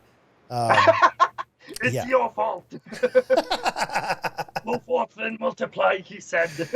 It will be Absolutely. fine, he said. Go forward, sow the seeds of the earth. And I did. I sowed way too many, but I'm still happy with it. I love having a large immediate family. My wife, she has eight siblings, so Ooh, it is a giant family. And I know, like, depending on where you are from in the Philippines, some families have larger people, and yeah. opposite. Actually, my brother has 5 children. Look at him. See, he's He's busy. like you. Yeah. He's compensating for me because I'm like I'm not moving forward in that regard. I'm like I'm gonna stay at home, and they're like, "Aren't you ever gonna get a girlfriend? Eventually, Maybe. maybe, possibly. I want to be a wizard All right. because you know, I would um, like to ask you a couple of like simple questions. I've been asking you a lot of complex ones. Maybe some people out there might want to know this about you. First of all, what's your favorite Filipino dish? oh, that's very difficult because I love food. Food is good. But if there's a food that I could eat over and over again and probably not get tired of it, Yep. it's probably sinigang. Ooh, a You family could favorite cook around it, here. yeah, you could cook it in so many different ways. You could have pork, chicken there. I've never tried beef. I don't even know if beef sinigang exists, but pork and chicken, and with all the vegetables, I could just like my saliva is going crazy right now just imagining the taste of sinigang. My saliva is like, did you say something like sinigang? Because I want that. But yeah, sinigang definitely a Filipino dish that I would definitely eat. I would definitely eat it over and over again. Do you I know how to could cook probably, it? of course, I do not. Okay. Just want to make sure. My mom cooks sinigang exactly the way I like it. She's like my taste bud. She tailored my taste bud basically. Like when I eat outside, I'm like it's good, but it's not like my mom's cooking. So, It's it's kind of like sinigang that. for me is a little bit too sour. And my favorite Filipino dish, at least one that comes to mind, is kare kare. I love that peanut butter type of soup. It's so rare and something that you don't get very often. So that, of course, caldereta is absolutely a top favorite of mine. If somebody had just off the plane in the Philippines, you go pick them up, at the airport, and you say, "Listen, we're gonna stop at Chowking. We're gonna stop somewhere. We're gonna stop at Max's, wherever it is." What's the one dish you think somebody that's never been to the Philippines should try? If someone goes to the Philippines and they should try, it depends on how close I am to them. If it's like I'm like friends with them, I would definitely want them to try adobo, which basically is like Filipino adobo, same thing. you know. Right. But if they're very close friends to me, like oh I love this guy, and I would prank him. I would definitely make him eat balot. Oh, okay. Yeah, Okay. I would definitely be like, oh try this. That's a bold move, I man. Cause I hate it. cause either they're gonna love you or hate you after that. I Hate don't me think there's any exactly. middle ground. Yeah, they're like, oh, thank you. It's okay, man. They're probably gonna laugh or hate me after that. But like, yeah, like that's why I said like very close friends. Yeah, absolutely. Yeah, I've I been want lucky to, I enough to want to try it quite a I bit. want to see their face. Like when they crack it open and we're like, what is that? Oh, it's a head of a tiny bird. It's currently trying to grow and live. Yes, I've had it 3 times. 3 times in my life I've eaten it. And I'm good. I've had it my fair share. I don't necessarily want any more. Um, if I want pulutan, I'm just gonna have some sisig or something like that. But like, Yeah. I'll stay away from the pulutan or from the balut. Balut. Yeah. For me, I stopped eating balut as well. Especially, the reason why I stopped was because I would usually eat the thing where I don't even practically see that it's a bird. It's just like a black thing. And Yeah, then there was this one time I ate one. It had feathers in a beak. And I'm like, oh, I cannot anymore. I gave up. That was the last time I ate balut. man. Yeah, that I don't know. Filipino food can be like the one thing I've never had in the Philippines. I've never eaten goat. Oh, I've never eaten goat either. Yeah, I think that's more of like a maybe like a Cebu or Southern kind of thing. I don't know. I haven't seen it much in Luzon. Meh. Never. I see them, but I never got a chance to eat them ever. Like I would usually see goat in different places, and like, but I've never seen goat at the market or anything like that. You know, I I did. just see them. They just go get meh, and that's it. That's all I know about goat. They just go get meh. Yeah, I yeah, don't they know what just they scream taste at you like. on the internet. That's it. Yeah, that's it. Do you indulge in durian? Oh no. Really? No, I do not. I'm more of a person who smells something first before I eat it, and I think that caused me to avoid durian. Okay, It I has like durian a ice cream. very, It is one of my favorite things. yeah. I think durian is very delicious. You just gotta move past the smell.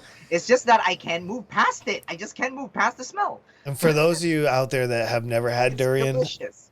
I went on vacation to Cebu. We went into a mountain resort, and they had this giant outdoor like pool area. They had 11 pools and stuff like that, and they had this gazebo where you can like rent it and have like a family fiesta, whatever, a little party. And I was on the other side of all the pools, and I was like, that smells gross. And I was like, wait a minute, they have durian. And I looked over, and sure enough, they were cutting the durian and stuff like that. And I couldn't help myself. I walked over. I was like, excuse me, can I try like a little piece of that? And they were like, yeah, of course. Here you go. You know, so it's it's one of those things. If it wasn't for am I saying it right? Anthony Zimmerman. It was the one thing that he could not eat. And he always said like it smells like death or like bad socks. And that's the only way like I knew. But when you taste it, it's very different. So I Yeah, actually yeah. don't mind it. But yeah, absolutely. I remember in the Philippines, like there are like certain vehicles you're not allowed to ride if you have durian on you. I remember my sister had a friend. She's like, I can't go home. Why? Because the taxi driver won't let me in because I have durian. Oh, I did not know that. I've never Yeah, heard because of the such a taxi driver thing. like, I'm so sorry, is gonna stay on in the car forever. I kind of understand, I kind of understand. There are people who love it, but there are also people like me who avoid the smell itself. If I ride inside a car and it smells like durian, I'll probably be like, "Sir, freshener, please." you know, kind of like that. So yeah, I do want to one day try durian. Maybe I could do that in a stream one day. Oh, that But would oh be my god, interesting. my room is closed. It's gonna smell. It's going to stink really bad. But you know what? If you eat it fast enough, the smell won't get out. Yeah. Oh, one thing in chat. I just want to reply to this thing in chat. Surstroming, never. No. Surstroming, never. That is when Anjak said like he had a friend that said it smells like death. Surstroming smells like that. That smells like something that died and then decayed, and then someone put other decaying stuff with it, and then it decayed together. That's what it smells like. I got you. Yeah, yeah, yeah. Yeah. No, I can understand all that. That's Sur- Surstroming has a unspoken rule that you can only open it outside. Never eat it inside. we've been streaming for an hour and 45 minutes. So I'm going to give everybody a fair warning. If you have questions for myself or for Matt or just in general that you want both of us to answer, now's a great time to start like thinking about them and maybe putting them in a chat. And then I'll start asking some of these questions as well. Because I figure we got probably about 45 minutes, so we can take questions and see how it goes. I still have a few more questions that I have.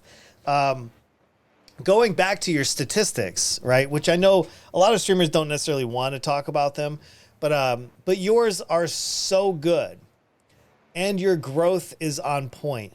Um, do you ever like think about going to TwitchCon? Do you think about traveling in the future as you get larger and more popular? Is this even cross your mind? Travel. I'm thinking about it right now. I think I do want to experience traveling one day. Travel to go to another country. It's just that I it never crossed my mind because like life situations and stuff like that, like never, like I thought it would never be possible because like traveling is not like something everyone can do. You have to have a budget. But there is one reason I would love to travel, and that is like to one day go to, like, I don't know, go like to North America and be meet Ari in real life, meet the audience, the community, the people who are important to me on the channel, like go to their place and just say hi to them in real life, like, oh, hey Matt, I'm getting married. I'm like, and this person is very important to me. I'm like, wow, that's good. Where are you doing it? Here, look, it's gonna be amazing with my family. I'm like, I want to be like that guy was like, I'd be like, I'm here to, be like that. I think that would be like a very amazing thing. Like that would be something that would make me want to travel. TwitchCon, like, it's something I want to experience too.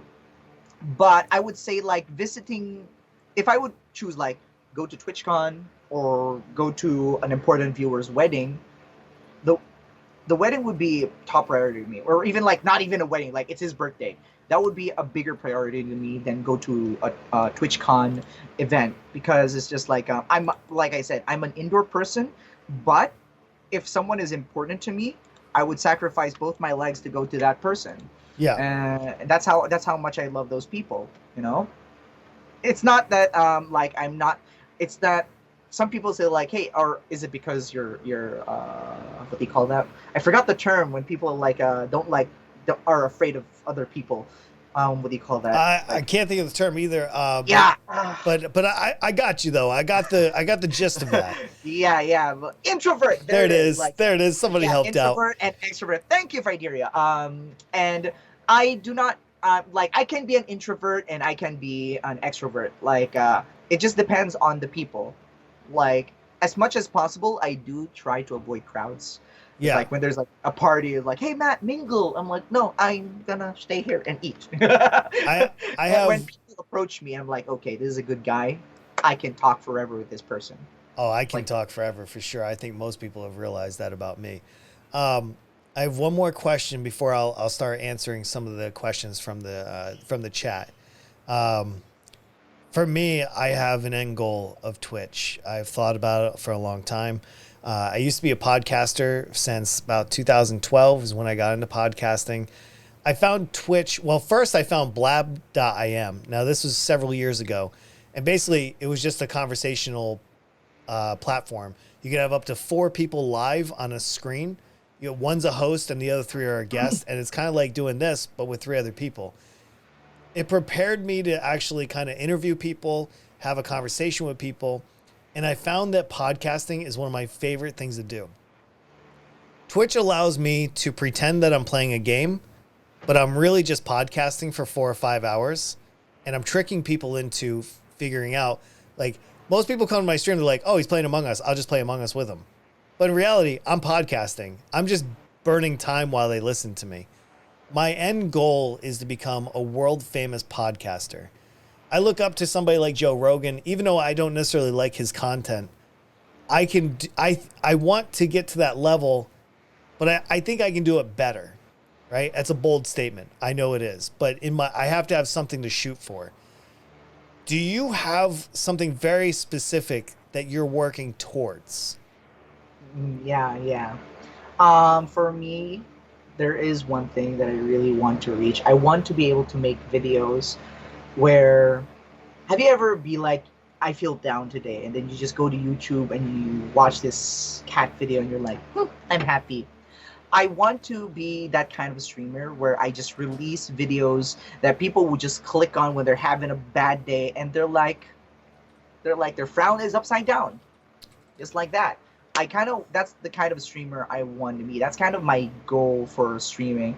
I just want to release content that people could bring with them, and whenever they're sad, they just look it up. They would laugh their butts off, and they're like, "Why was I sad again? I don't remember. I'm laughing." Things like that. That's People go to the stream and they're like, Matt, whenever I'm down, I go to your stream, and you know what? I'm happy. I forget what I'm sad. You always make me happy. You relieve my stress, and I'm like, thank you. That is my goal. I would love to always make you can always drop by whenever you're happy, and I'll do my best to make you laugh. That's I would always would love that. That is the goal of the channel. Yeah. No, I think that's a really good goal to have. To make people feel better is a really like I think that's a good goal. Like I want to impart happiness onto everybody as well. So I definitely respect that goal. There are a few questions. Let me start off by saying this to the chat. If you have a real question that you would like to ask me or Matt, and not some silly meme question, I will ask. I will start off with Max. Well, okay, so we got two of the same questions, Matt. One for me, one for you. I guess we'll take turns. You can start off if you want. Hillander says, Matt. No, I'm sorry. We'll start with Angel Cake. Angel Cake, what made you start streaming, Matt? Do you want to? And I'll answer the same question from Max after you. Okay. Well, then, what made me start streaming was that during the pandemic, I had a job and it was going slow and things like that. And it felt very sad. And games would be something I would go to. Games would be my go to stress relief and things like that. But I was the type of person who was always alone, but I did still need human communication from time to time. And my family was like, why not try streaming? And it did cross my mind to start streaming. It was just that I never felt like I was the kind of guy who would people watch when I started streaming. Since, like I said, I had very super duper low confidence in everything I do. So it was just like, what was I gonna lose kind of situation. So I just started streaming because I watch YouTube a lot. I watch internet videos a lot and 9gag and stuff like that. And I would see very funny videos, entertaining videos. And I was here alone at home, and I felt like, hey, my friends loved hanging out with me. Maybe I can create a community and give people a place at home or on their phones where they could hang out with a person who would make them feel like they're loved and things like that. And that's why I started streaming. My dream was to always just create a community, to have fun with everybody, to just give out good vibes in these times where people are stressing out, trying to survive, trying to get work, trying to get to make sure they don't get sick. I wanted to be the type of person who would, how should I say that? Like shine a light in the dark, something like that. I just wanted to do something good with the time I had. So I started streaming for 2 hours, and then it started getting longer as more people grew and came to love the channel. I started feeling like, okay, I am doing what I said, what I wanted to set out to do. And then people started to support the channel. I was able to extend it even more because I saw that I could actually, spend more time here and still help my family. And honestly, stream right now has been allowing me to help my family more than I could ever imagine. I think that's great. It was amazing. Yeah, like you set out to help people, and now these people that just love what you're doing are now helping you out. It really gives the vibes of what you sow is what you reap. I think that's really good. Being able to provide, being able to find ways to keep yourself busy is hard to do, and streaming does provide that for sure. All right, I'm going to take a stab at the same question. Mine will be kind of similar, but a little bit different. So Max says, Unjacked, what got you into streaming? And I'll be honest, I didn't know anything about Twitch until I was in the Philippines. It wasn't until I think it was October of 2017. So I had served almost 21 years in the U.S. Air Force. I retired out of South Korea. My wife is from the Philippines, and our two kids are half and half. So we moved there for the first year after my retirement because I wanted them to be close to family on that side. It's really important to me that my kids are very attached with their Filipino side, right? Because it's hard to go back and forth. And we did that. Anyway, I was laying in bed. I hurt my neck really bad. I had 3 discs in my neck that were struggling. And I was laying in bed most of the time just in pain, and I was on opiates, and it was really tough. And I didn't have any friends. I didn't have anything going on, and I was playing Path of Exile in the Philippines, and I joined Twitch so I could watch other streamers play Path of Exile so I could get better. And then I realized as I would lay there and watch hours and hours of Twitch, I was like, wait a minute. I can do this. I can do this. But I waited about 8 more months until I came back to the U.S. We got a house. We got everything. And then I was just sitting around because I'm retired. I don't have a job. And I decided to try my hand. May 2018 was the first time I had ever streamed. Didn't go very successful. I decided to take a 6-month break and learn from other streamers how to do it better. And I took notes. I was watching different streamers. I was trying to figure it out. And then I came back December of, well, it was probably November, December of 2018, 19-ish? No, 19-ish. And I started streaming Path of Exile, and I was about to give up. Nobody was watching me. I was ready to just say, you know what? This isn't for me. I'm done. And then one day I was like, I saw Balloons BTT6 on sale for stream, on Steam for 99 cents. And I said, you know what do I have to lose? I picked it up. I started streaming it on Monday, which was February 3rd, 2020. I never looked back. I got 25 followers that day. And then I got 20 followers every single day for like 6 months after that. And then I was like, wait a minute, I love this. I started getting attention. I started, playing games, having fun, doing so much more. And I stuck with it. I started meeting people, and I realized how like positively like toxic it is for me, like in a good way. Like I love hearing people say I'm having such a good time. That's what got me into streaming. I literally didn't have much to do, and I love entertaining people. And Twitch was a natural progression for me. So yeah, there's those 2 answers. Hopefully that works. I'm not looking at the chat for more questions at this point, but we do have a couple more. So, okay, this one's for you. All right, Matthew. Mr. Blaza asks, Matt, what is the best, Minecraft or Among Us? Oh, you're talking about the game. Yeah, what's your favorite game? What's better? If I would choose which game I think is better, I would say Minecraft. Among Us is a good game, but it has its limits. I think Minecraft is one of those games that's just going to keep on growing and evolving because it has a big modding community. The game is not unlike Among Us. Like, there's always this one way to play the game, right? You're the crewmate, you're the imposter, you find them. Or they even added a few mods. You're a jester or a sheriff, things like that. But I think there's like Among Us has more of a limit compared to Minecraft, because Minecraft is an open world. Yeah. It has unlimited possibilities. There's like no straight way to play the game.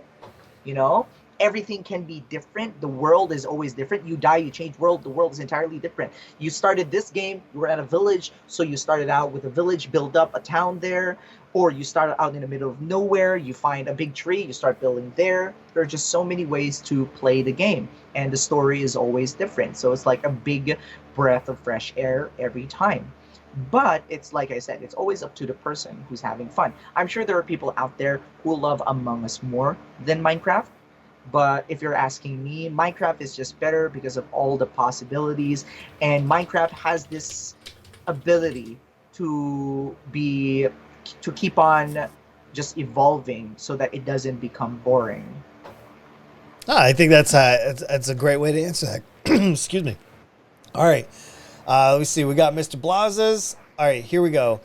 From Hillander, Matt, what is your most favorite game? Wow, that's a pretty straight one right there. Okay. Skyrim.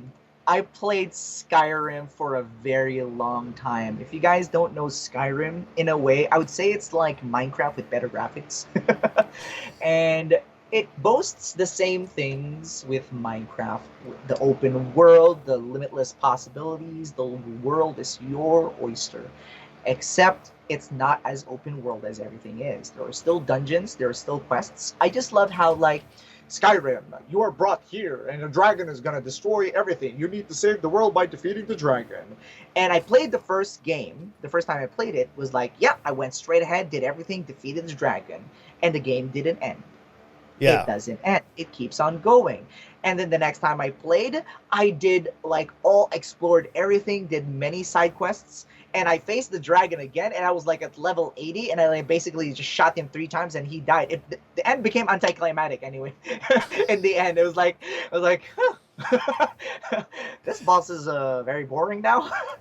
But like basically, the world is just like it's so amazing. You're free to do anything, and you're like, wow, there's so many things to do in that game. You have no idea, because the modding, if I said Minecraft modding community was amazing, you should check out the Skyrim modding community. It is the reason why Skyrim, a game that a lot of you guys have probably not heard, still has a lot of people playing it, and probably people still buying it, is because like the mods in that game really change everything up. They really add new weapons, new armor, new quests, Right. where basically like the game developers made this map and everything is here, and then there are people who mod a new entire map with new npcs, new people in their community who voiced act new people for the quests, make this map for you to play in that is probably as big or almost sometimes even bigger than Skyrim itself. And just like they're really, it never ends. Right. Like, Right. have you,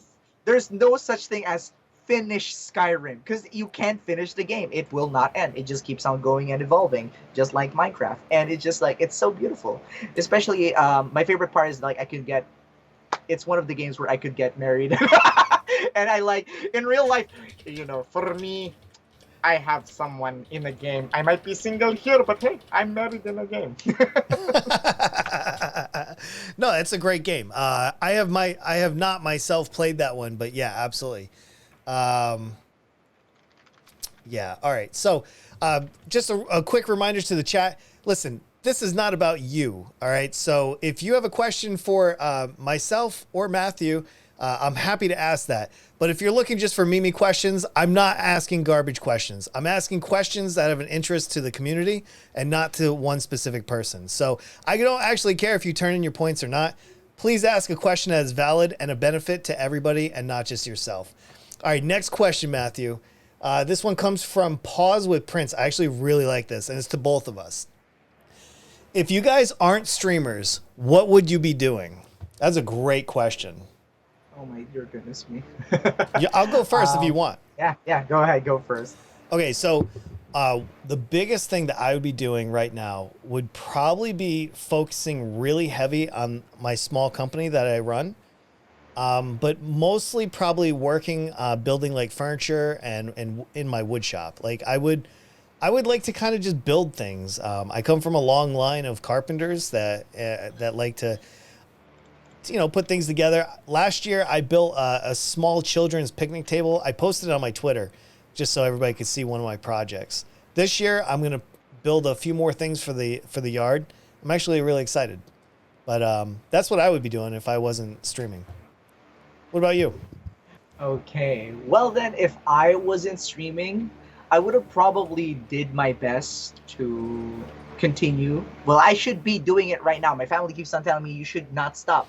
I was actually trying to learn to speak Japanese because my love of anime had me like I could listen to Japanese conversations and understand what they're talking about. I might not get an accurate translation of what they're talking about, but I could get the gist of their conversation basically just from watching all the anime I've ever watched. And and my family told me I should learn Japanese because there are like many job opportunities. Like for a simple Japanese to English translator is a very lucrative job, and I just want to do everything I can to support my family and at the same time do something that I love. Like if I ever went to Japanese to a school that teaches Japanese, and my teacher would ask me, "Why are you learning Japanese, then, Matthew?" and I would tell them so I could watch anime without subtitles. That's what I would tell them.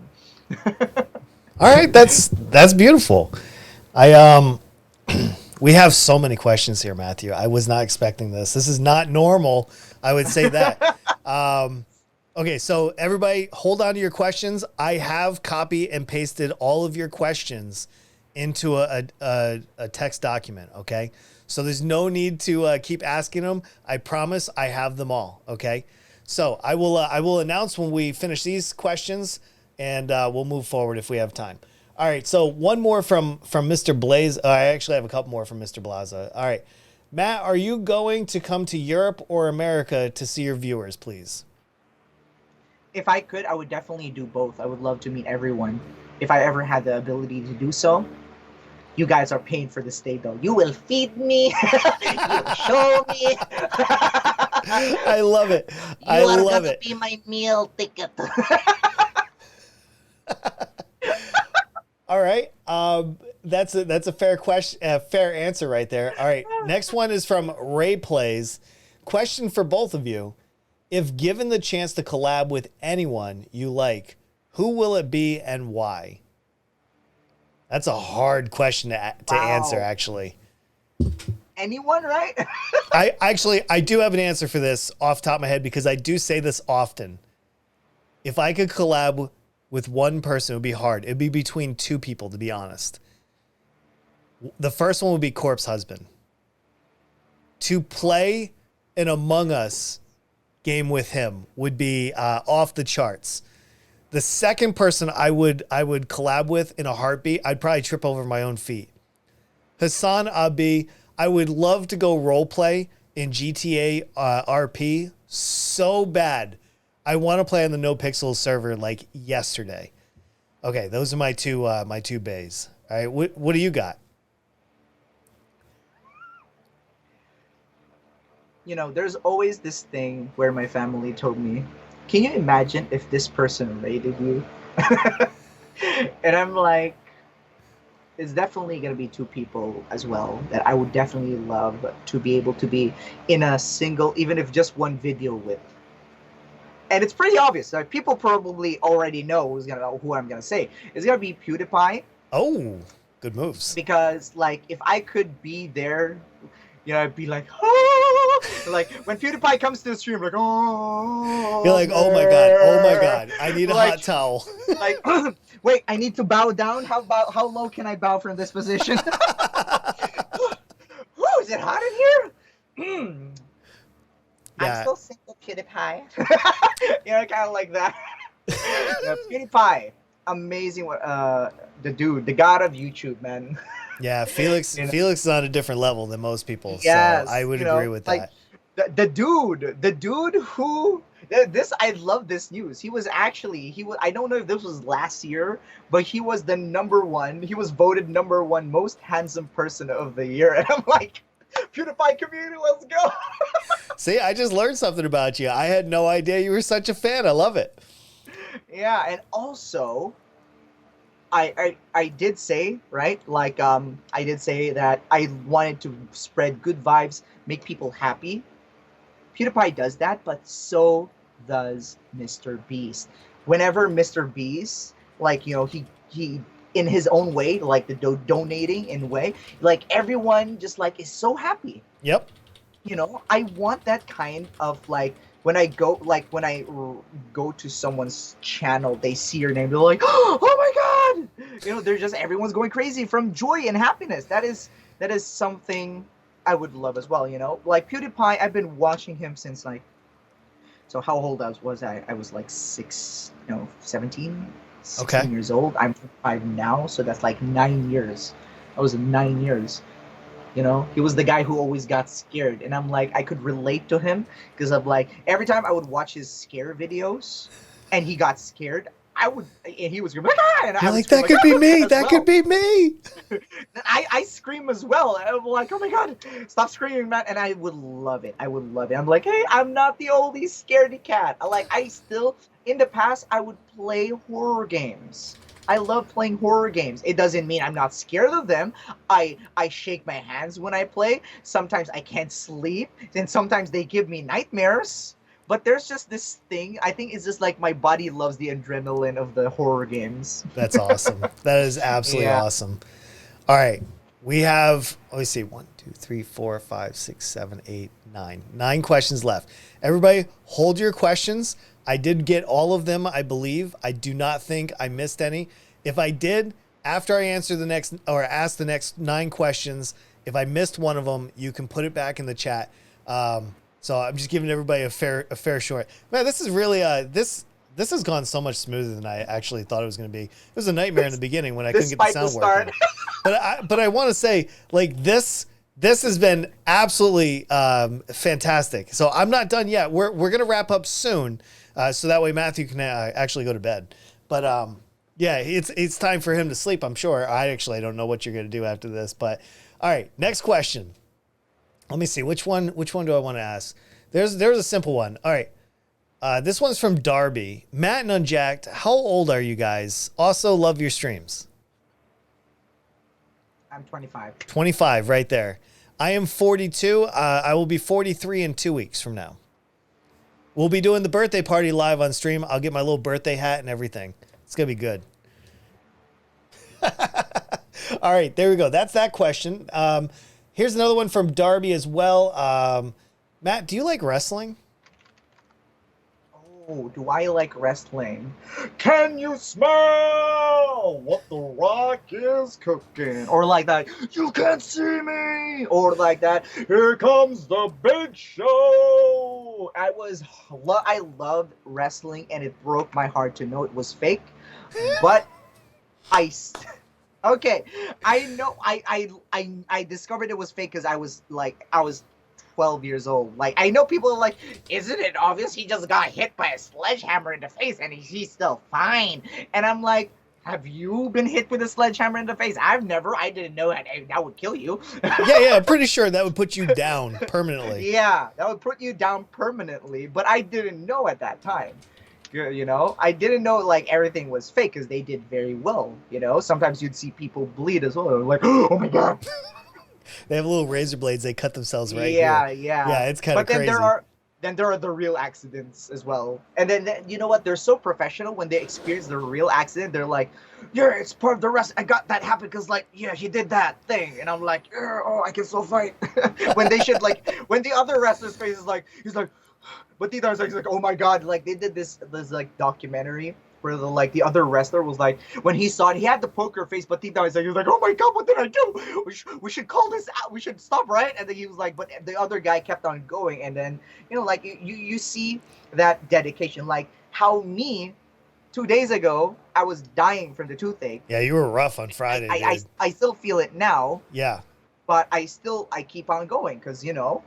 It is what it is. That's dedication right there. It's your job to provide entertainment. And as long, that's why I told my stream, as long as I can, I'll keep on streaming. I'll keep on streaming even though it hurts.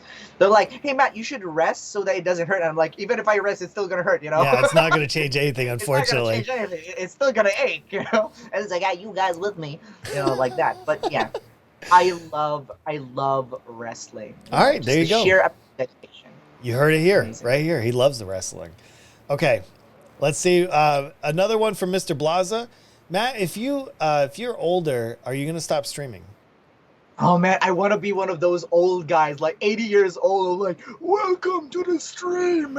We are back for more of Minecraft. Right? Coming in with your cane and be like, get ready for another 45 minutes of streaming. And be like, you know, that would be like my last day, the day I die. Creeper, oh man.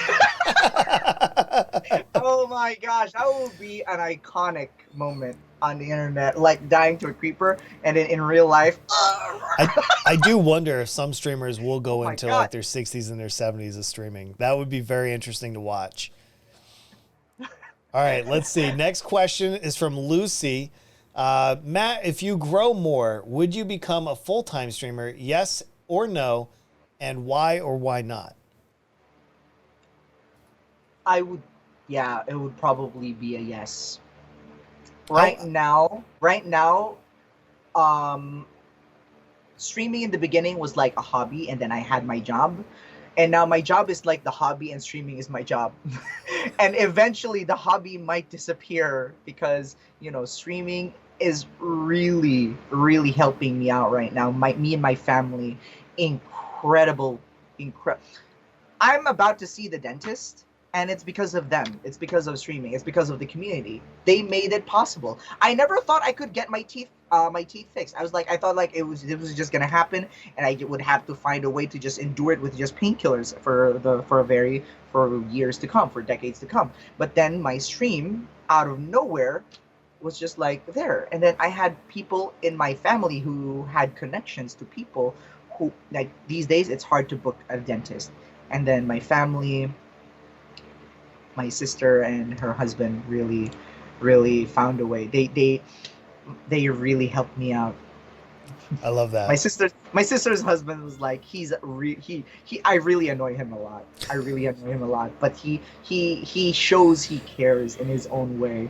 Like, he really tried to look for a person to I wasn't even looking, and then he looked for someone, Wow. but Yeah. every time he sees me, why are you so noisy? Can you please be quiet? But then he does stuff like that. I'm like, oh, you're so adorable. I love you. I can't say that to him, though. I can't say that to him.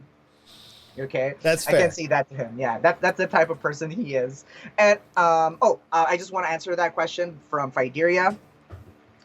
I am praying tomorrow. There I'm you praying go. tomorrow. Very nice. I hope you Yeah. do get in tomorrow. Hopefully you get that tooth fixed real quick. All right, Yes. we are down to five questions.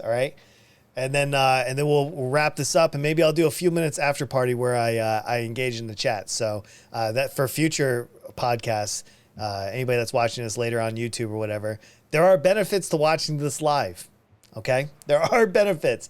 Ray plays with another question. Any tips for those people who are afraid to stream because he or she have low self-esteem? Oh, well, that's perfect. I have extremely low self-esteem. My problem was I really hated how I looked. I had lots of stuff that I hated about myself, and because I had low self-esteem. All I can say is that, do you want to stream? And if you do start streaming, what do you want to do? Are you going to stream because you just want to earn money? Are you going to stream just because you want to become famous and have lots of followers? Because if you're going to start streaming and you have low self-esteem with those two goals in mind, it's going to kill you. Mm-hmm. You're not going to make it. You're not going to make it. I started streaming, and I had like no viewers in the beginning. Yep. People would drop in, they wouldn't even say a word. You'd see like 0, 1, 0, 1, 0, and it would go like that, and you're like, and you have to talk like you're talking with someone. Yes. And the funny part is, how I talk with my people now was exactly how I talked when there was no one there. And every time I would like convince myself, you're not insane. You're not insane. You're doing it because I went YouTube through the tells you same to act like thing. this. I went through the same thing, man. I literally just talked like I had a full audience. Yeah, exactly. And you have low self-esteem. If you're going to decide like I should keep on streaming or not because of like, oh, no one followed me, oh, no one supported my channel, no one chatted, that's gonna kill you every time. That's gonna kill you every time, because don't look at statistics. If you're gonna be like, okay, I'm gonna stream because my statistics are nice, that will kill you, Oh, because absolutely. Absolutely. statistics can be good or bad on any day. On any day, it could be, you could be like appear on this day, and then you could crash on this day. It's gonna drive your emotions crazy. For me, I'm still here, and the channel just popped up because I always have fun. I love doing this. It is extremely fun for me. no matter how bad my day is, when I go on stream, I am happy. And if you feel that way, you're gonna make it. Don't care if you have low self-esteem or high self-esteem. If you love what you're doing and you're not doing it because you want to be famous or just for just making turning this into a job, it's gonna Yeah. be extremely difficult. But if you're doing it because you just for the sheer love of it and just building that community and your dream of just making people happy, because that's what you're doing here, making people happy, Right. then you are gonna make it. It Oh, is gonna be a beautiful experience for you. yeah, I agree with everything you just said. That's a great way to put all of it. You just keep doing it. You keep pushing it, and I think really in this case, fake it until you make it is a really good way to kind of put it. Like I pretend that I have a million people watching me, and I perform as such every single time, no matter what. So yeah. All right, I have one other question here. Well, we have a couple more, but first one from Sus9. Matthew, where would you be if you didn't start streaming? I think that goes along with Oh, one of the I earlier think questions, yeah, but yeah. Like I said, I would probably just be learning more languages since it's something I do love, anime and stuff. Learning Japanese would help me improve my well, obviously improve my Japanese vocabulary and at the same time enjoy anime more. yep. And I just love anime. I'm a big fan of that. It was always been my dream to go to Japan and visit the sites like Akihabara and just enjoy the anime culture. And Yeah. another quote, by the way, from the last question. If you don't like what I said about why you should start streaming, all I can say is just do it. Just do it. Don't let what other people say encourage you or discourage you. If you want to do it, just try it. You'll never know until you try it. Just That's like durian. that's the hardest thing. Honestly, that You'll is the never know. hardest thing because up until you press start stream, like Exactly. you're gonna have butter. Like it doesn't matter how many times I stream, dude. Like every time I sit here and it's at 9:59 a.m. and I'm thinking, all right, I got 60 seconds to either do this or not do this, and I always end up doing it anyway. So it is what it is. You just got to do it. All right, let's go. All right, this is another question from Amsus9. Matthew and Unjacked. If you were as popular as Ninja, then how much would you interact with the chat?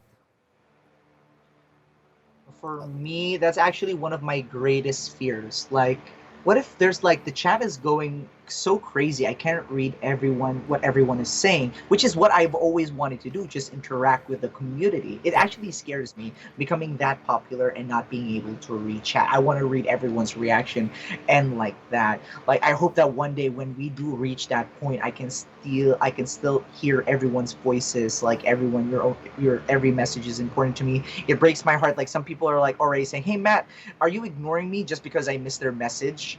And because chat is already flying, and it makes me worry. It makes me worry. It's actually I would do my best to interact with chat, Have and I you understand that there would be some games that I wouldn't be able to, but I would always do my best.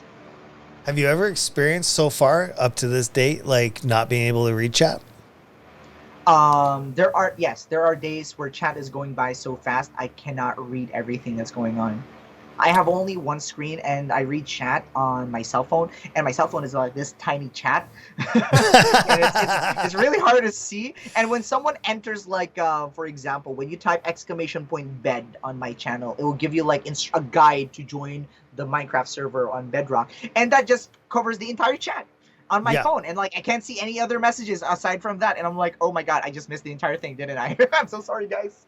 And people feel mad or angry because I'm not ignoring them. I'm just missing it. I'm Yeah. not blind because that chat is just so fast. And It's I want you guys to know, if I do ever, I would always do my best to right. read everything. I get this question so much, and I will say this. I wasn't until the week of the Among Us update when I started getting like really large concurrent viewership. I actually turned on slow chat for the first time ever. Now, I kind of pride myself that I'm able to read chat no matter how much it's moving fairly well. I don't miss a lot of comments. And I understand I get a lot of this too. Like, well, when you're bigger, you're not going to be able to. And you're right. As I get larger, just like any other streamer, I'm going to struggle to read chat. I understand this. But I would say this as a viewer, if you're with me up to this point, I'm not going to forget you. Okay. There's a reason why I have Discord as well. I still know who the dedicated fans are. If I don't read your comment, it's not because I didn't want to. I know it's tough. And I don't know what it's going to be like to get larger and not be able to read chat. All I can say is I just take it one stream at a time. And I don't want to ever miss anybody's messages, but I know that there's going to be a time and place where I'm going to have to realign my thoughts on that. Yeah. It's just inevitable. It's like, you know, how many bricks can you carry? At some point, it's just going to be too many. You know? So, I don't know. That's my answer. I know a lot of people won't like that, but, you know, so be it. All right, let's go. That question was actually a really good one. GJ asks, are you guys good at drawing? I am. My drawing skills are horrifying. Let's just say I did a assignment in class where I had to draw something. Everybody in class laughed at me. The teacher, who was supposed to be like, "It's okay, Matthew, explain," but was like, she was not looking at me. She was laughing. I showed it to my mom. My mom peed herself laughing. That's where I learned. It was like, I'm never drawing for anything for anyone ever again. Like, you guys can just imagine, like, right? Right, Never. right. Okay, so I am good at drawing. I am actually really good at drawing. I've been drawing since I was little. It's actually my bachelor's from college is for graphic design. I really, really enjoy it, but it's not something I get to do very often. I'm just a very busy person. So the likelihood of me having a few hours where I can sit down and just kind of get lost in some drawing like I used to, it just doesn't exist anymore. Wait a second. That means it didn't come from the mom's side. Your daughter's drawing skills came from you. Yeah. My three daughters, well, at least two of them. I'm not sure about the third one so much, but at least two of them are very good at art. So yeah, absolutely. I'm very creative naturally, and I have put that down into some of my kids. Some of them we're waiting to see if they develop it as they get older. All right, that's a fair question. I like that question. It's nice and lighthearted. It kind of switches it up a little bit. All right, here's another one. Lockable Tiger asked, "How are y'all?" I'm good. I'm doing great. I'm doing Aside great from too. this, it's Yeah. great. I'm taking care of this big boy. That's a Tomorrow. great question too. I always love answering that. A lot of people like to come to the stream and ask me how my day is, and I love that. I hope they don't ever stop because it means a lot when they actually care how I'm doing. Okay, last two questions, guys, and then we'll wrap this up. This one's from Pinch Gringo. What's your opinion on budget for streaming equipment compared to success? So he's asking, does your stream, like the technical part, matter as much as the other parts for success? I think I'm capturing that.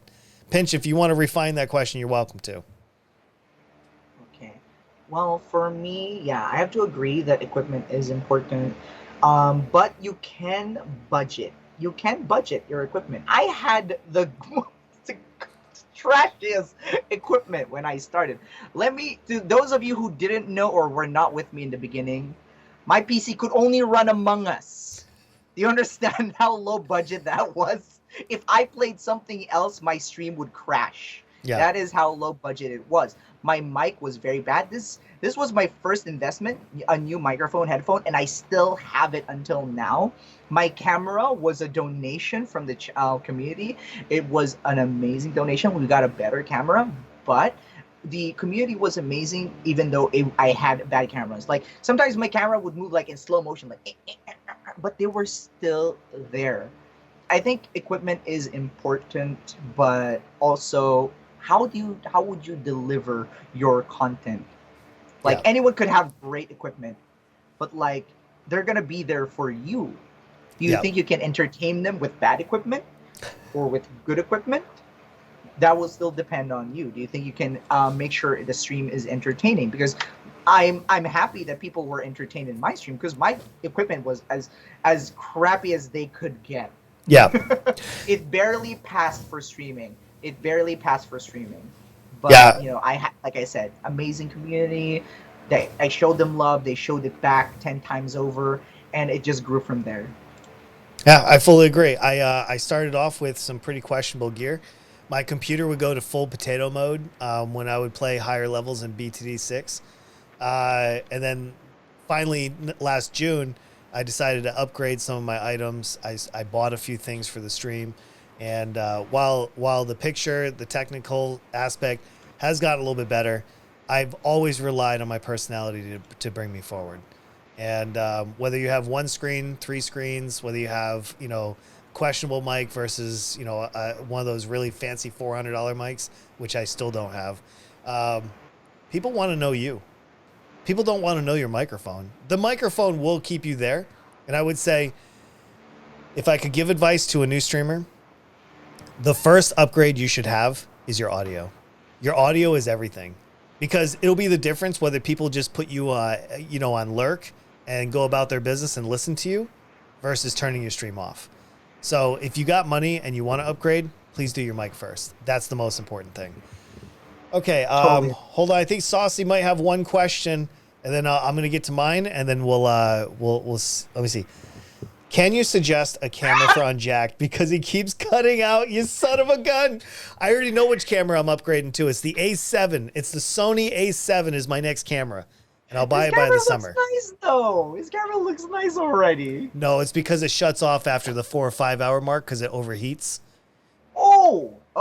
So yeah, I know what that question is. He threw a little shade at me, and I'll see you in the Discord, sir. Uh-oh. Saucy be in trouble. Right? Yeah, Mr. Blaze, that's going to take far too long. Giving you a top 10 of the best streamers, I couldn't even do that. I mean, I'm not saying he couldn't, but I'm saying that's a tough question, man. All right, last question, and then we'll wrap up the podcast here, and I'll go into some overtime for a few minutes with everybody. Okay, Matt, this one's from me. You said to me before you've never done a podcast before. You have no idea what you're in for. Even before this started, you said that you were a little nervous. Would you do this again? Not necessarily this particular, but would you accept further podcast invites from me or other people? Yeah, it's not bad. I'm actually, in a way, it's very refreshing to just talk and not worry about I'm gonna die. He's gonna kill me, or I need to see where everyone is right now. It's a very relaxing way to spend my time, and not to mention, it's a good way to satisfy the questions of everyone, and to those who are asking about people who are like, hey, should I start streaming? I think it's a great time to answer people and inspire other people to start streaming, because it is fun to be just a part of a big family in a way. And yeah, I would definitely do this again. It feels very nice. I'll say this: I had a blast today doing this. I was bummed out because I screwed up last time on the time zones, and we weren't able to do this last weekend. But overall, this was so much fun to do. And if you guys are watching this later on YouTube, all the links for Matthew will be below in the description. Same with mine if you want to get to know him a little bit more on his stream. For those that are in the chat here, a lot of you guys know Matthew, and I'm sure you'll be over there as well. This is something I hope that we can do in the future, have you back on and maybe go again. I enjoy it. I appreciate that you stayed up so late from the Philippines to do this with me. For those of you that in chat, I want to thank you for your time to be here. Hopefully we got enough questions out there. Hopefully we answered a lot of interesting things. And Matthew, I'll just say this: twitch.tv/immatthew247 is where you can find this gentleman right here. He will entertain you for several hours a day if you give him a chance. And much love to you, man. Is there anything you want to say before we go? Okay, so first off, thank you for this wonderful opportunity. It was a great experience. Like how I started streaming, I was nervous about the podcast because I'm nervous about all the new things. I'm just nervous about new things and new stuff. I thank you very much. And as you have advertised, guys, Jack advertised me. I would just like to say as well that if you do want to drop by the channel, I stream 12 a.m. Eastern time, I think, or 12 p.m. Eastern time. No, 10 a.m. Eastern time. Yeah, we start at the same time. Yes. Yeah, we start at the same time, indeed. Or 10 p.m. Philippines Asian time. Yep. If you guys want to join in. And everyone is always welcome to play. I always make sure my channel is followers, viewers. I don't care what you are. If you just want to chat and not follow, you can play, you can join. Just be good. We try to always spread good vibes. And I hope everyone is welcome, no matter how you're feeling, no matter what you're doing. Feel free to drop in, and you guys will always be welcome. All right. Well, there you go. There you guys have it. Thank you for being here, guys. We'll see you tomorrow, right? Wait, are you going to be streaming tomorrow? Just got the tooth. Maybe? Maybe. I think so. Good luck on the tooth. I'll see you in just a second. For everybody else here, thank you so much for being here. If you're watching this later on YouTube, thank you so much. I appreciate your time. It means the world to me. I'm sure it means the world to Matthew. I will see you guys tomorrow at 10 a.m. Eastern Standard Time like normal. And with that, I hope you enjoy the rest of you guys' weekend. The next podcast will be next Sunday at the same time. All right. Thank you, guys. Thank you, everybody. And I'll see you soon. See you next time.